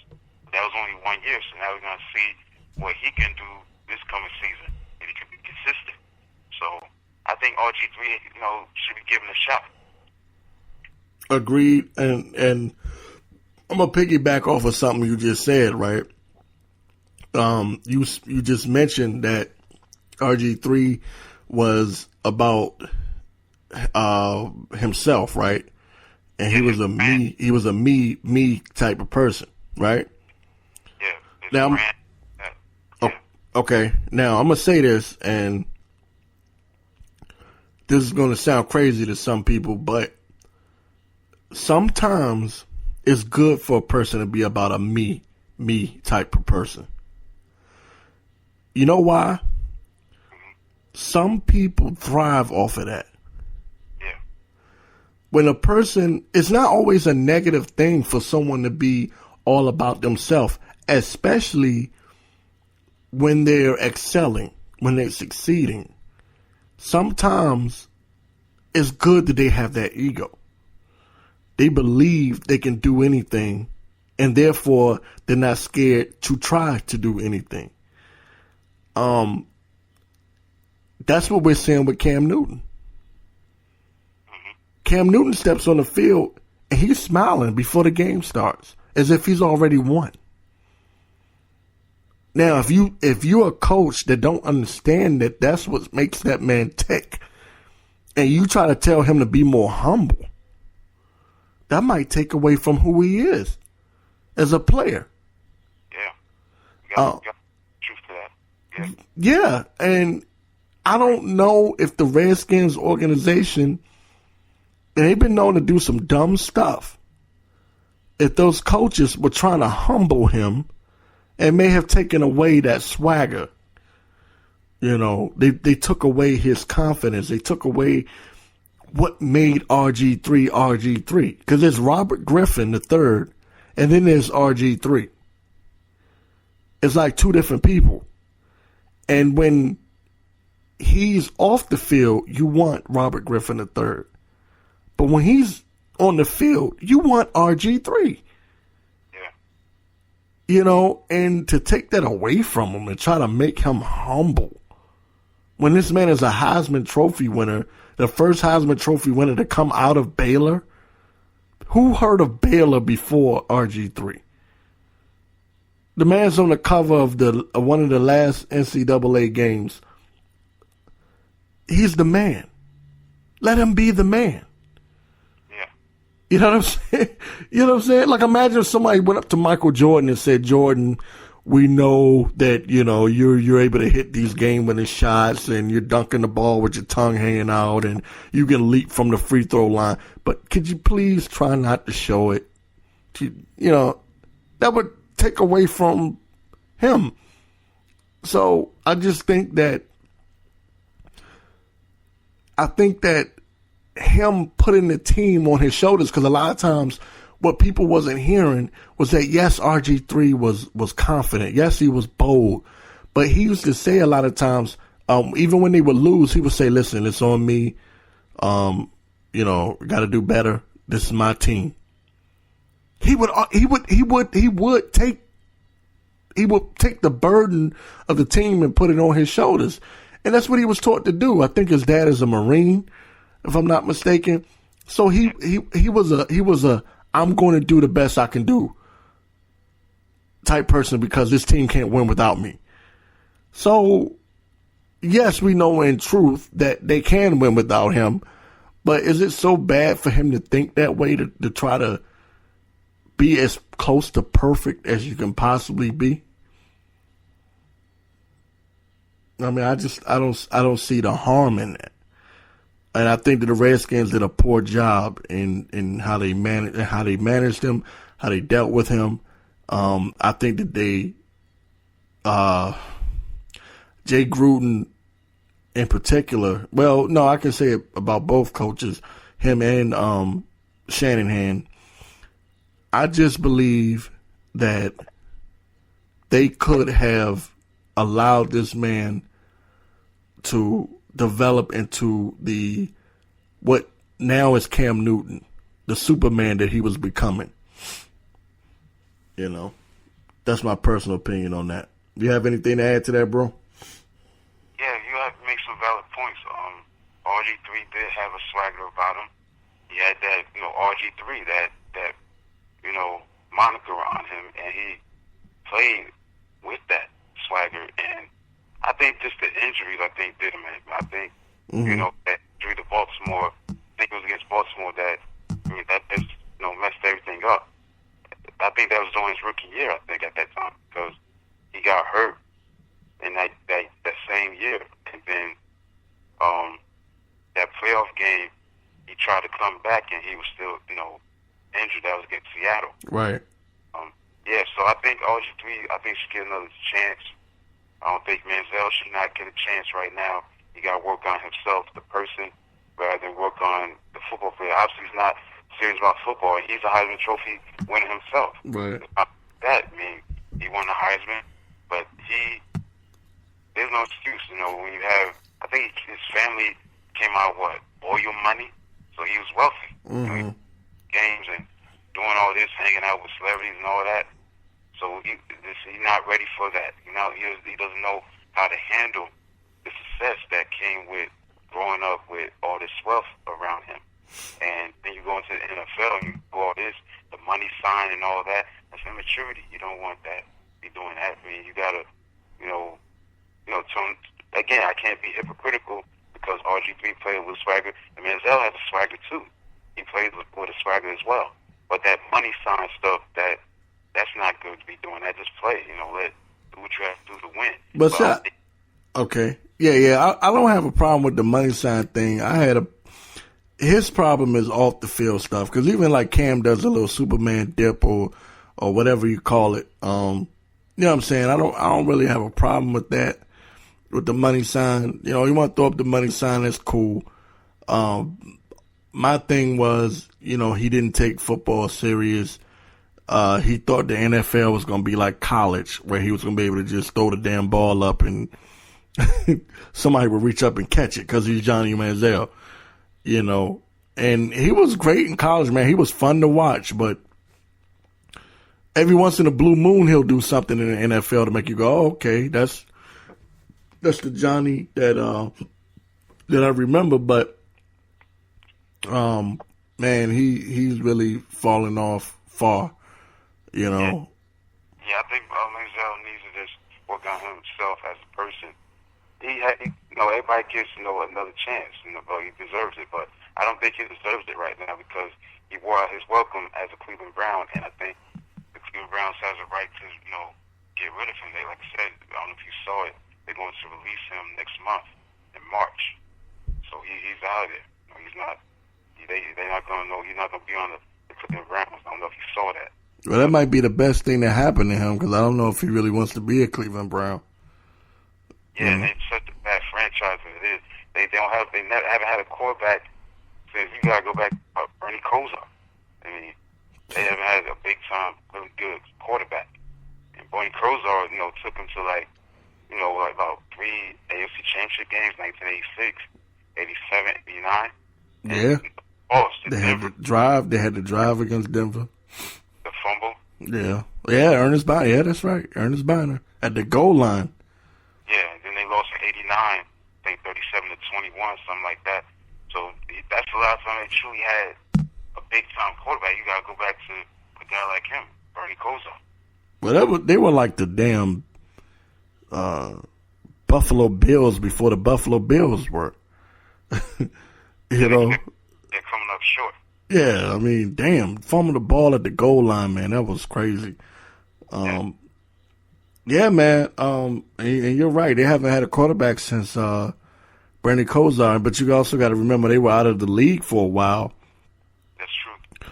They weren't even able to win with Bill Belichick as their coach. You know, he was their head coach for a while.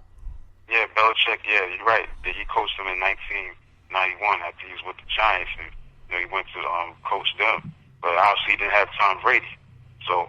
I think he did pretty good. I think he went to the playoffs, I think in 94, 95, something like that. But Belichick, yeah, he did coach him. But again, they haven't had a franchise quarterback since Bernie Kosar. That's as far I can go with it. The last time they had a quarterback, and plus the last time they was really, truly successful. You know, they had a dog pound because they played a different stadium.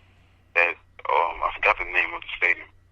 They had a dog pound, you know, stuff like that. So. Yeah, I think Manziel just got to focus on the person, man.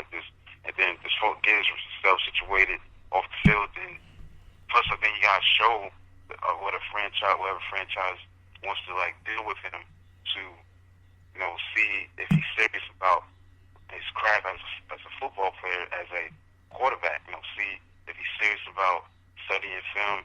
You know, just doing what a quarterback needs to do, being that leader, being that franchise player. Because you the face of the franchise as a quarterback. There's no way around it. That's the most important position in football is the quarterback. So once he gets that rectified, I think he'll get another shot, but he has to work on Johnny Manziel, the person. Well, he's got a lot of work to do. I'll tell you that.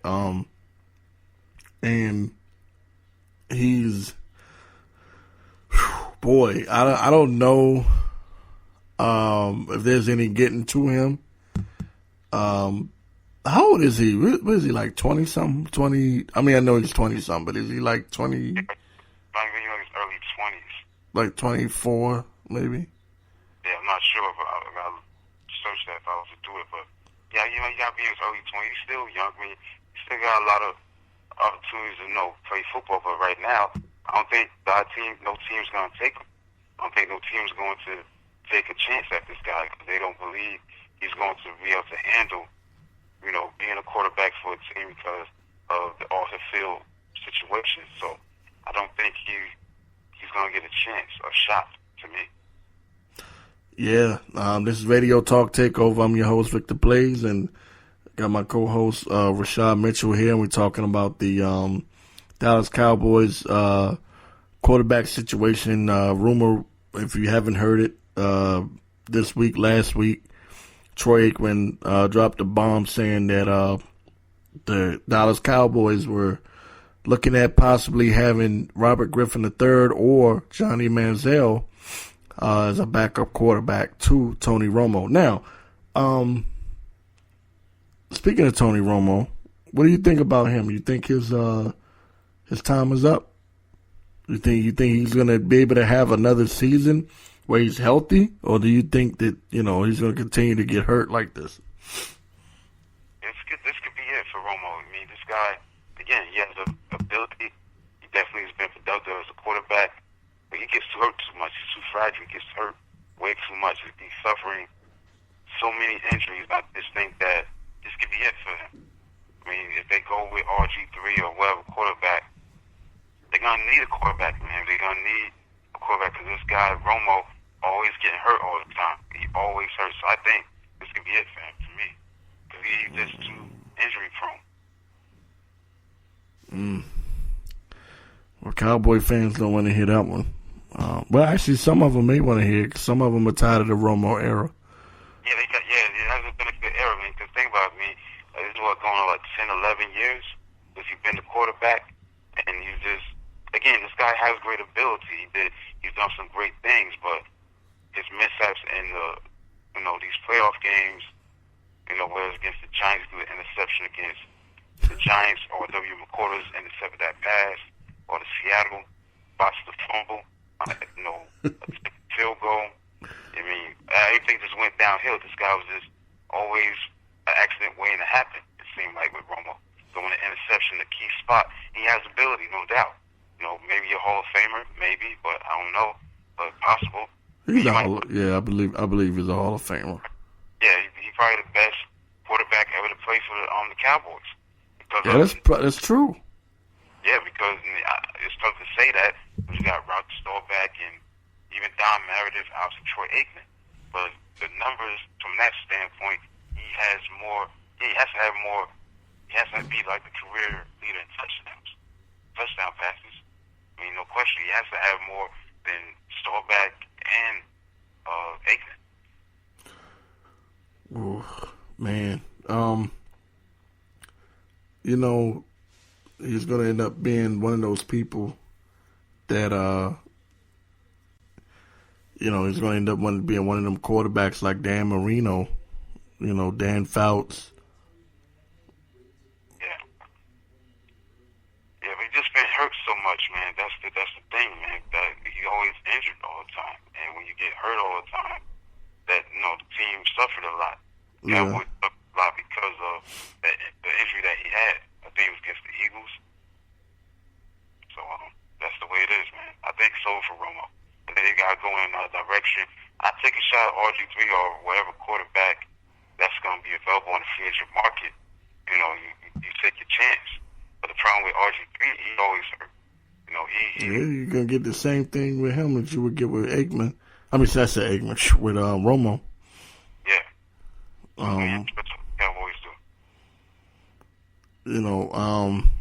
That's the thing. I don't really see any quarterbacks coming out of the draft that are really. Yeah. There's no big name quarterback to me. Yeah. They really stand out that are like NFL ready. You know what I mean? Yeah. I think Jameis Winston was probably probably the last one that I can think of offhand. Yeah. Yeah, man. The Cowboys are in a very, very interesting situation. I don't know what they're going to do with as far as Romo. They paid him all this money. They signed him to this big contract, and Then you have, you had Dez. They signed him to this, the huge monster deal. And then he got hurt last year. You don't know what his status is going to be. Did he ever fully recover? Who? Dez Bryant. Then who? Dez Bryant. Oh, Dez Bryant. Oh, I don't know. I'm not sure about his diagnosis. Obviously, he had that foot injury. I don't know if he fully recovered. Yeah, because he looked like he couldn't push up. Through most of the season, it looked like he couldn't really jump. He didn't have the hops like he normally has. I don't ever recall him ever really recovering from that foot injury fully. But that's that's where the Cowboys are right now. They're in a pretty tough situation. Then they got rid of Murray, and nobody really was able to step in, and the offensive line was still good, but they wasn't putting up numbers like what DeMarco Murray was putting up. So they're in a real interesting situation right now. But before we go to the half here, I'm going to say that I agree with you on the RG3 thing that he's probably the better pick for them. If they were going to choose between the two, Manziel, if he could get his brain together, he has a lot of upside. I still believe in him. He just needs to get focused. RG3, now what makes him dangerous if he do become a Cowboy is that offensive line is way better than anything he's played behind as far as being in a professional quarterback. The Redskins offensive line sucked while he was there. So if he goes and plays behind the Dallas Cowboys offensive line and he's got weapons like Dez Bryant to throw to, yeah, you never know. Yeah, I think RG3 can do it, man. Just gotta be healthy and see what he can do. Because he's not gonna get into trouble off the field. That's not gonna happen. I think it's more chemistry situations or them trying to be RG3, all by himself or whatever. If he get away from that, maybe he can do well for the Cowboys if they take that chance. But Manziel, no way. You can't do that. Can't give him a chance. Give a chance to RG3. Okay, we're coming up on the break here in a little bit. We're gonna pause for 1 second and we're gonna come back and we'll take a look at the rest of the NFC East. All right, we'll come back in a minute. All right, we're back and we're gonna go into the rest of the NFC East and talk about some of the crazy things that's going on. It was mainly we were talking about the Cowboys situation, and since we're talking about them, we might as well talk about future plans. Since the Cowboys are involved, you also have to look at the Redskins because that's just a natural thing to do. How do you think the Redskins will fare if they end up trading? Just give me your opinion. If the Redskins get rid of RG3 and he ends up a Dallas Cowboy and he comes back to bite them in the behind, how do you think that will go over with Redskin fans? What's your opinion on that? Trading him, I think, would be a great move because, like I said, Kirk Cousins did play well, but it's not about one year wonder. He has to be consistent year in and year out.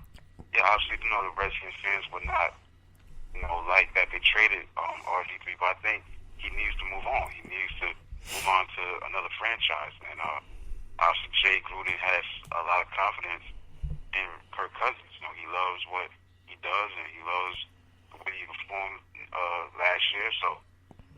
why not? Why not trade him to Dallas or any team? It don't have to be Dallas, because it could be any team. And RG3 plays well. It'll be something that they regret, especially if Cousins goes back to being inconsistent. So yeah, it'll be interesting. I'm saying that because there's a big rumor around the DC area. They're nervous that he's going to go to the Cowboys. Yeah, I think that's going to be hilarious, man. Like, if he does, that's going to be too funny to me. Like, that is just going to be so funny. Because they'll get what they deserve. And I'm not talking about the fans necessarily, but a lot of the RG3 haters, they'll get what they deserve. They're going to get busted, man. But also, there was a rumor that the Eagles were looking at him also. So I just think that the whole thing is it's a big mess. The NFC East itself is a big mess. And also trying to get over this mess here in DC with the RG3 thing. You still have a lot of people that are RG3 supporters, so that's really going to be something to look at during this off season. Now we're going to get into the meat of the show. You got final Super Bowl predictions or anything that you've seen, or have you changed your mind on anything that you see coming up for the Super Bowl? No, I'm staying consistent. I said, Denver's going to win 24-17. It's based on the fact that they have the number one defense, Denver, and the team that plays the Super Bowl with the number one defense wins 9. They have won 9 out of the 11 matchups when you had the number one offense against the number one defense. So I'm definitely going with Denver, the team that has the number one defense in these Super Bowls. From a historical perspective, has won 9 out of the 11 Super Bowls, so 9-2. So I think it's going to be 10-2. And I think Tate Manning going to play pretty good. I think Demaryius Thomas is going to be an X factor in the game. Chris Harris, I think, will play well in the secondary, keep to lead. I just think that their time, and I think running the football, I think is going to be a factor with Hillman and the other guy, Hillman. I forgot the other guy's name. They got 2 backs that they use in that backfield. Hillman and the other player, C.J. Anderson. Yeah. So, and plus, when you look at Denver, man, they've blown out a lot in these Super Bowls. This is their 8th appearance in the Super Bowl.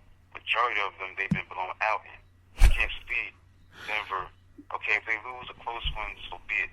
But majority of the times when they play in these Super Bowls, they get embarrassed. I mean, they got embarrassed 43-8 to Seattle a couple years ago.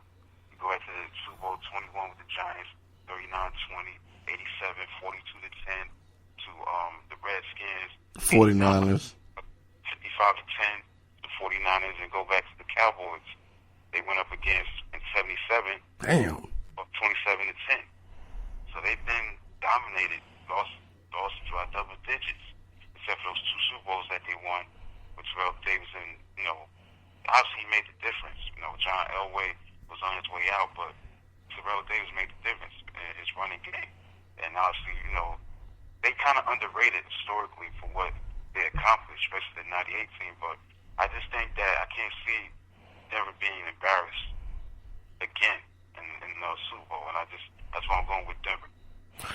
All right, this is the last show we're gonna do before the Super Bowl. It's coming up this Sunday, and I've been looking over it and kicking that ball around, and I think I don't know. I'm almost starting to want to go towards the Panthers, man. I came out seeing Denver. I'm starting to kind of want to lean towards the Panthers, and the only reason is because I think Carolina might have it figured out. That you start off early. You get at your opponent early. You know what I mean? They tend to knock a team out early. The only problem is that they take their foot off the pedal as the game go on. And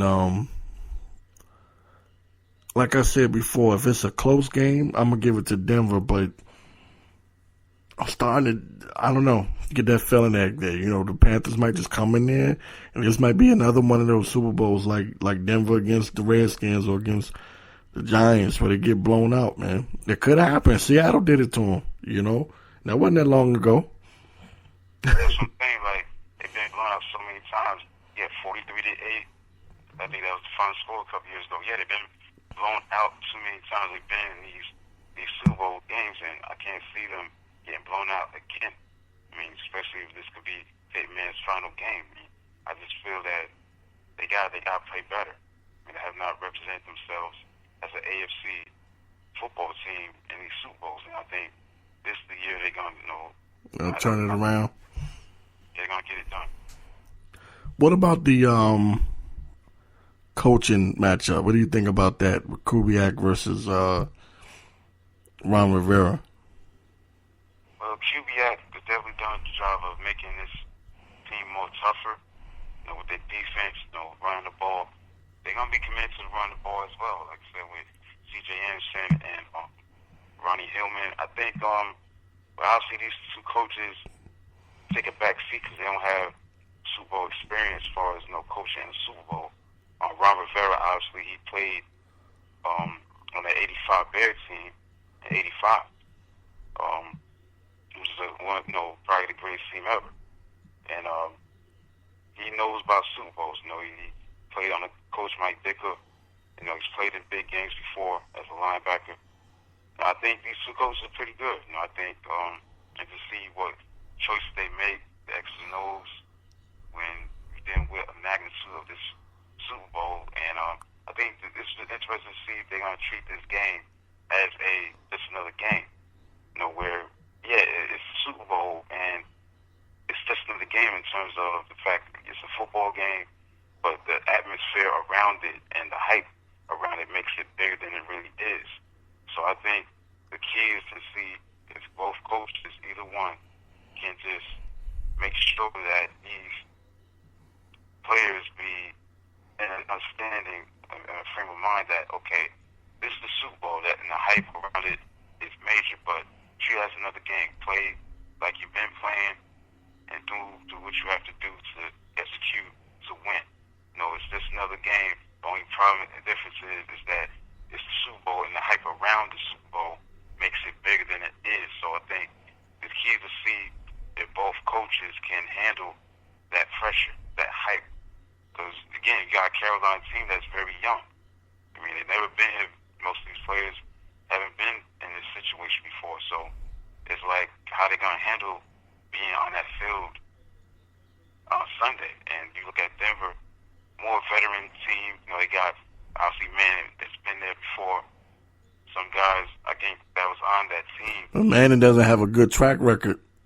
Yeah. In the Super Bowls, man, he's got blown out the last one against Seattle, and the one against the Saints, he threw the interception that gave the game away. Yeah. And then the one where he won it against Chicago, he didn't do that much. Yeah, they won that running game. Dominique Rose and Joseph Adai. Yeah. The factor in the running game, catch the ball out of the backfield, stuff like that. I think he threw only one touchdown. I mean, that was against exactly. Reggie Wayne. He threw a touchdown to Reggie Wayne. Got pressured, but he was able to throw the ball well down the field, and he was able to make the catch. He didn't play that great, but they gave him the MVP trophy anyway. I think at the time he won the Super Bowl MVP in that Super Bowl.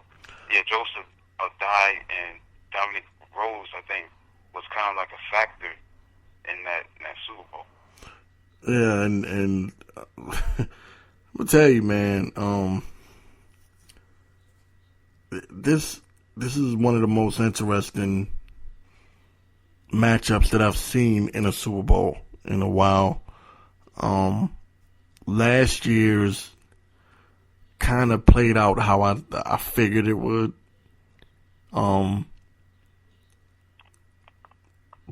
The year before that, the Seahawks were like, they weren't playing around. You know, they just came in there and took the heart right out of Denver. That safety, man, when that ball was snapped over the head of Manning and it was a safety, they went up 2-0. That was when everything went downhill, if you remember. It was like, man, they just poured it on. They put their foot on their throat, man. They would not let them up. And that's what I'm saying. That's what I mean. I know I predicted that the Broncos are going to win this thing, but I started thinking about what the Seahawks did to Denver. And I know that this is a different Denver team. They got a different coach and different running back and different, I just got that feeling, man. If Carolina come out there and do what Seattle did from the jump, man, they could really be. This could really be a complete slaughter. Yeah, possible, but I don't. But like you said, it's the number one defense, right, Denver? Yeah, they more tougher because Elway did a great job of putting together players that's gonna make this team more tougher.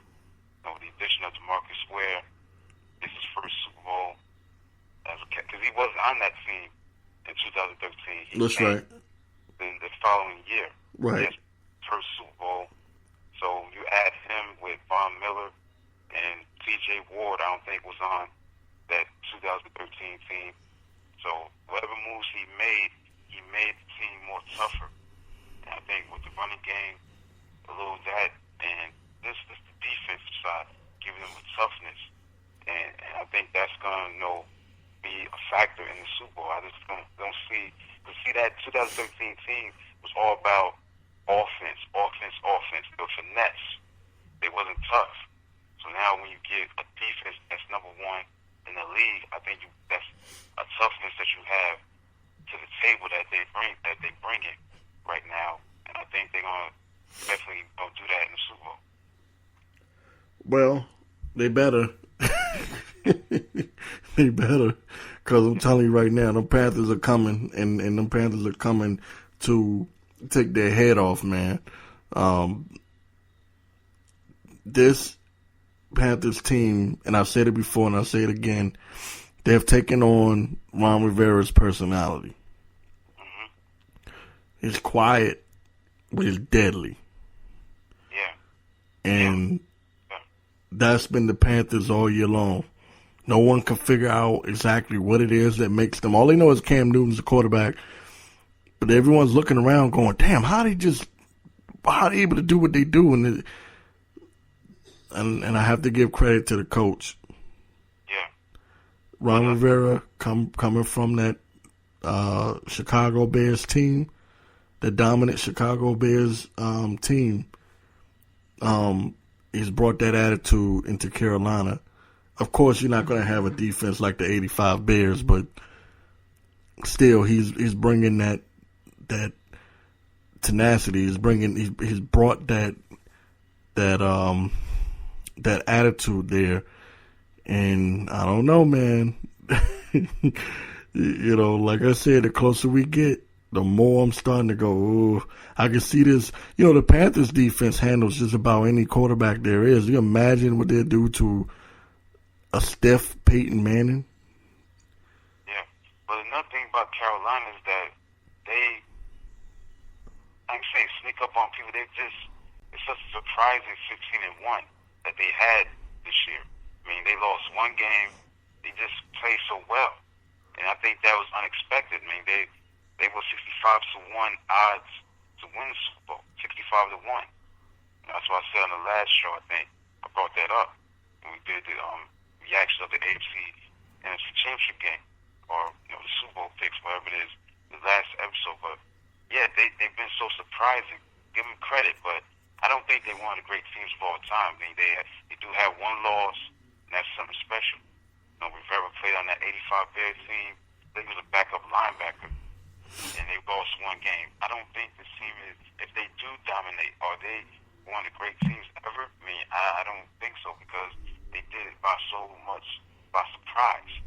I mean, Cam played at a high level. He's going to win the MVP, rightfully so. It's just that they've just exceeded the expectations. They've been above and beyond what the division wasn't that great. I take that into account. I mean, the Saints, Tampa Bay. I'm glad you brought that up, and I want. Yeah, but I want to say this. I'm glad you brought that up. I'm gonna let you get it right back. But if you look at who they beat, they took Seattle out, man. You know, you don't just destroy Seattle the way that they did in the playoffs. Yeah, you're right. You know what I'm saying? Yeah, that's impressive. And then Arizona. Yeah. You know what I'm saying? Like, yo, and the more I'm thinking about it, the more I'm going, damn. And then they get to go play against a stiff Peyton Manning who's got jelly for arms, man. This might be an embarrassment. But again, the one thing that you brought up, the number one defense of Denver, is the only reason why I'm not going to switch picks. It's the only reason that I'm going to hold on and say that I think Denver can squeak this thing out. Denver needs to look at what Atlanta did. And I'm going to go back to what I said before. You can't stop Cam, but you can contain him. You can keep him from going off. You're not going to blow the Panthers out, but what you can do is if you can hang in there with them. They are a team. They remind me of them teams. Those boxers that would, if they couldn't knock you out in the first 5 rounds, they were done. So if the Broncos can hang in there with them the first half, if they can keep it 17-10 or 20-17 or somewhere around there, then they've got a legitimate chance to really to win the Super Bowl. But buddy, they better hold off them Panthers early. They better hold them off early. I'm gonna ask you another thing. We're coming up on 10 minutes. What do you think this does for Peyton's legacy if he wins the Super Bowl? I don't think it makes him the greatest quarterback ever.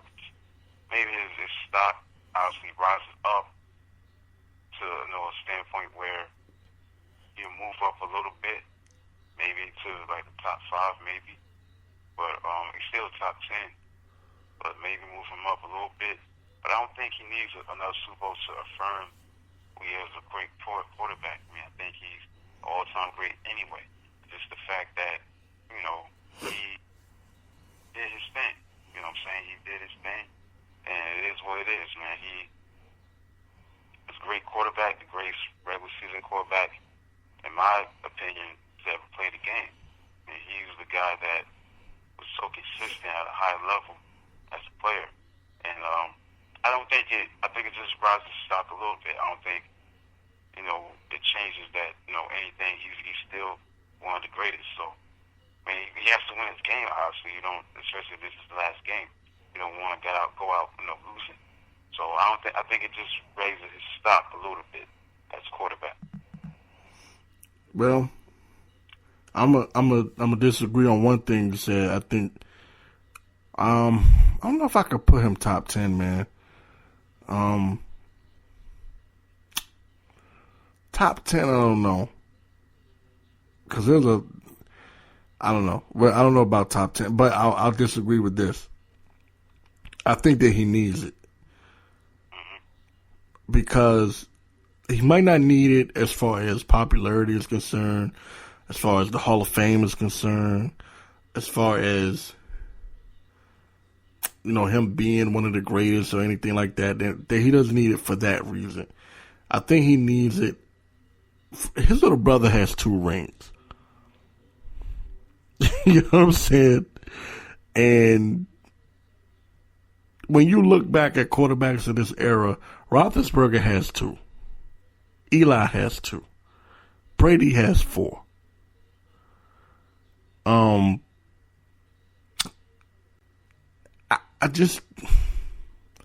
I think that deep down inside, he needs it.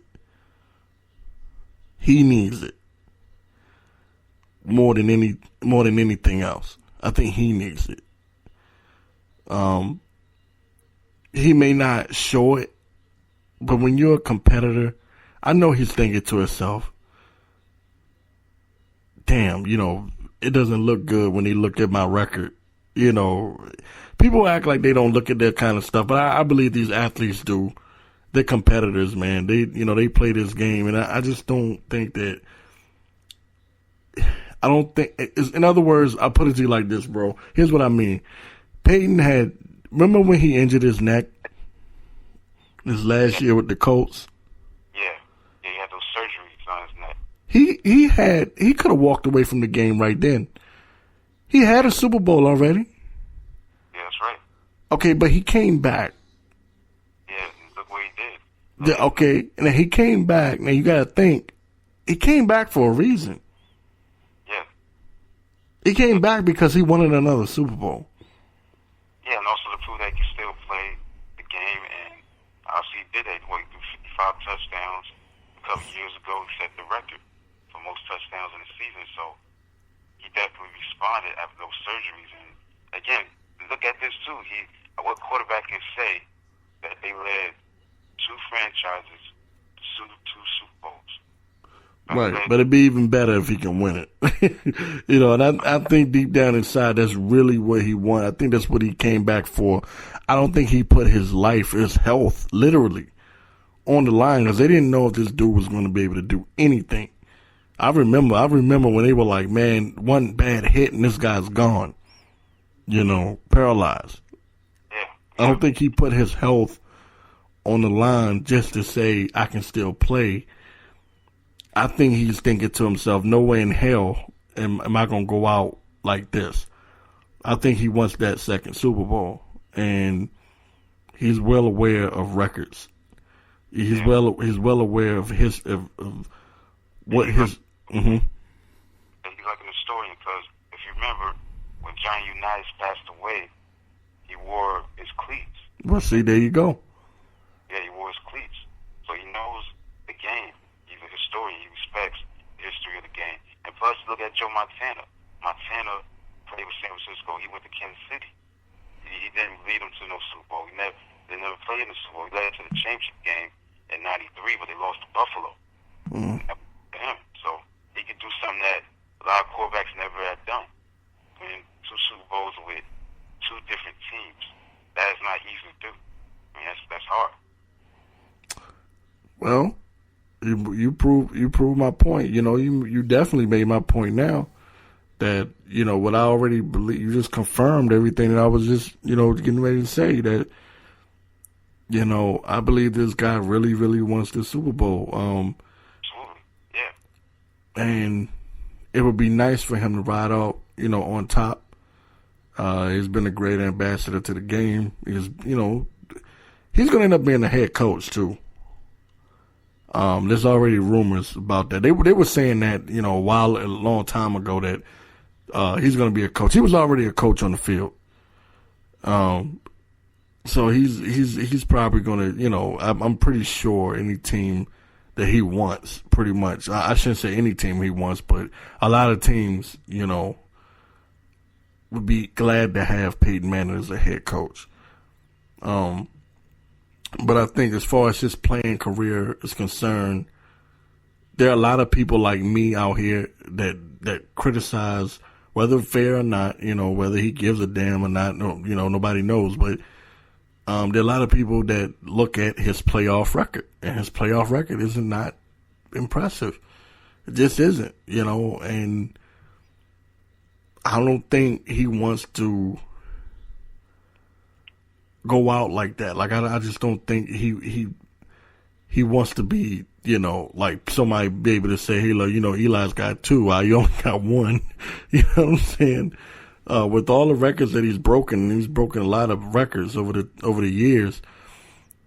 I just think that one last Super Bowl would just do him good. It's just like John Elway. John Elway had that Super Bowl against Green Bay. He finally won his Super Bowl, but he came back to get another one. And then he went on. Cause that way he's a multi-Super Bowl champion, and it puts you in a different category. You know what I mean? Yeah, it does. Yeah. When you win that multiples of Super Bowls, you looked at differently as a quarterback. Yeah. Enough when you get the multiple Super Bowls, you're looking at something different, a different category. Yeah, and we got a few minutes left on it. I want to on the show. We got a few minutes left. I want to go ahead and say that hey, this is Super Bowl weekend. Radio Talk Takeover is fully launched. RadioTalkTakeover.com. Also, we have RadioTalkTakeover.weebly.com. You can also check out Radio Talk Takeover on SportsTalkWarzone.com. Got a lot going on. We're going to start doing more with the YouTube channels and everything else. Facebook, we just, we got a lot getting ready to go on. The show is getting ready to take off, getting ready to launch. And we got big plans coming up in the next couple of months here. It's about to be on. You can check out Rashad Mitchell's books, Top 50 Most Underrated Quarterbacks, on Amazon.com. Also, you had the top 50 wide receivers, most underrated wide receivers. Yeah, top 50 underrated wide receivers. Yeah, top 50 underrated NFL wide receivers. I got that book. Also got other books that are under that category. Top 50 underrated NFL tight ends, the offensive linemen, defensive linemen, linebackers, and defensive backs. So I've written the top 50 of the underrated in those categories. Defense, defensive backs, linebackers, defensive linemen, as well as the offensive linemen. Okay, so go ahead and check that out on Amazon.com. And hey, next time you hear from us is going to be after the Super Bowl, and we'll give our Super Bowl reaction. All right. I'm your host, Victor Blaze, my co-host, Rashad Mitchell. We are done. Till next time. Peace.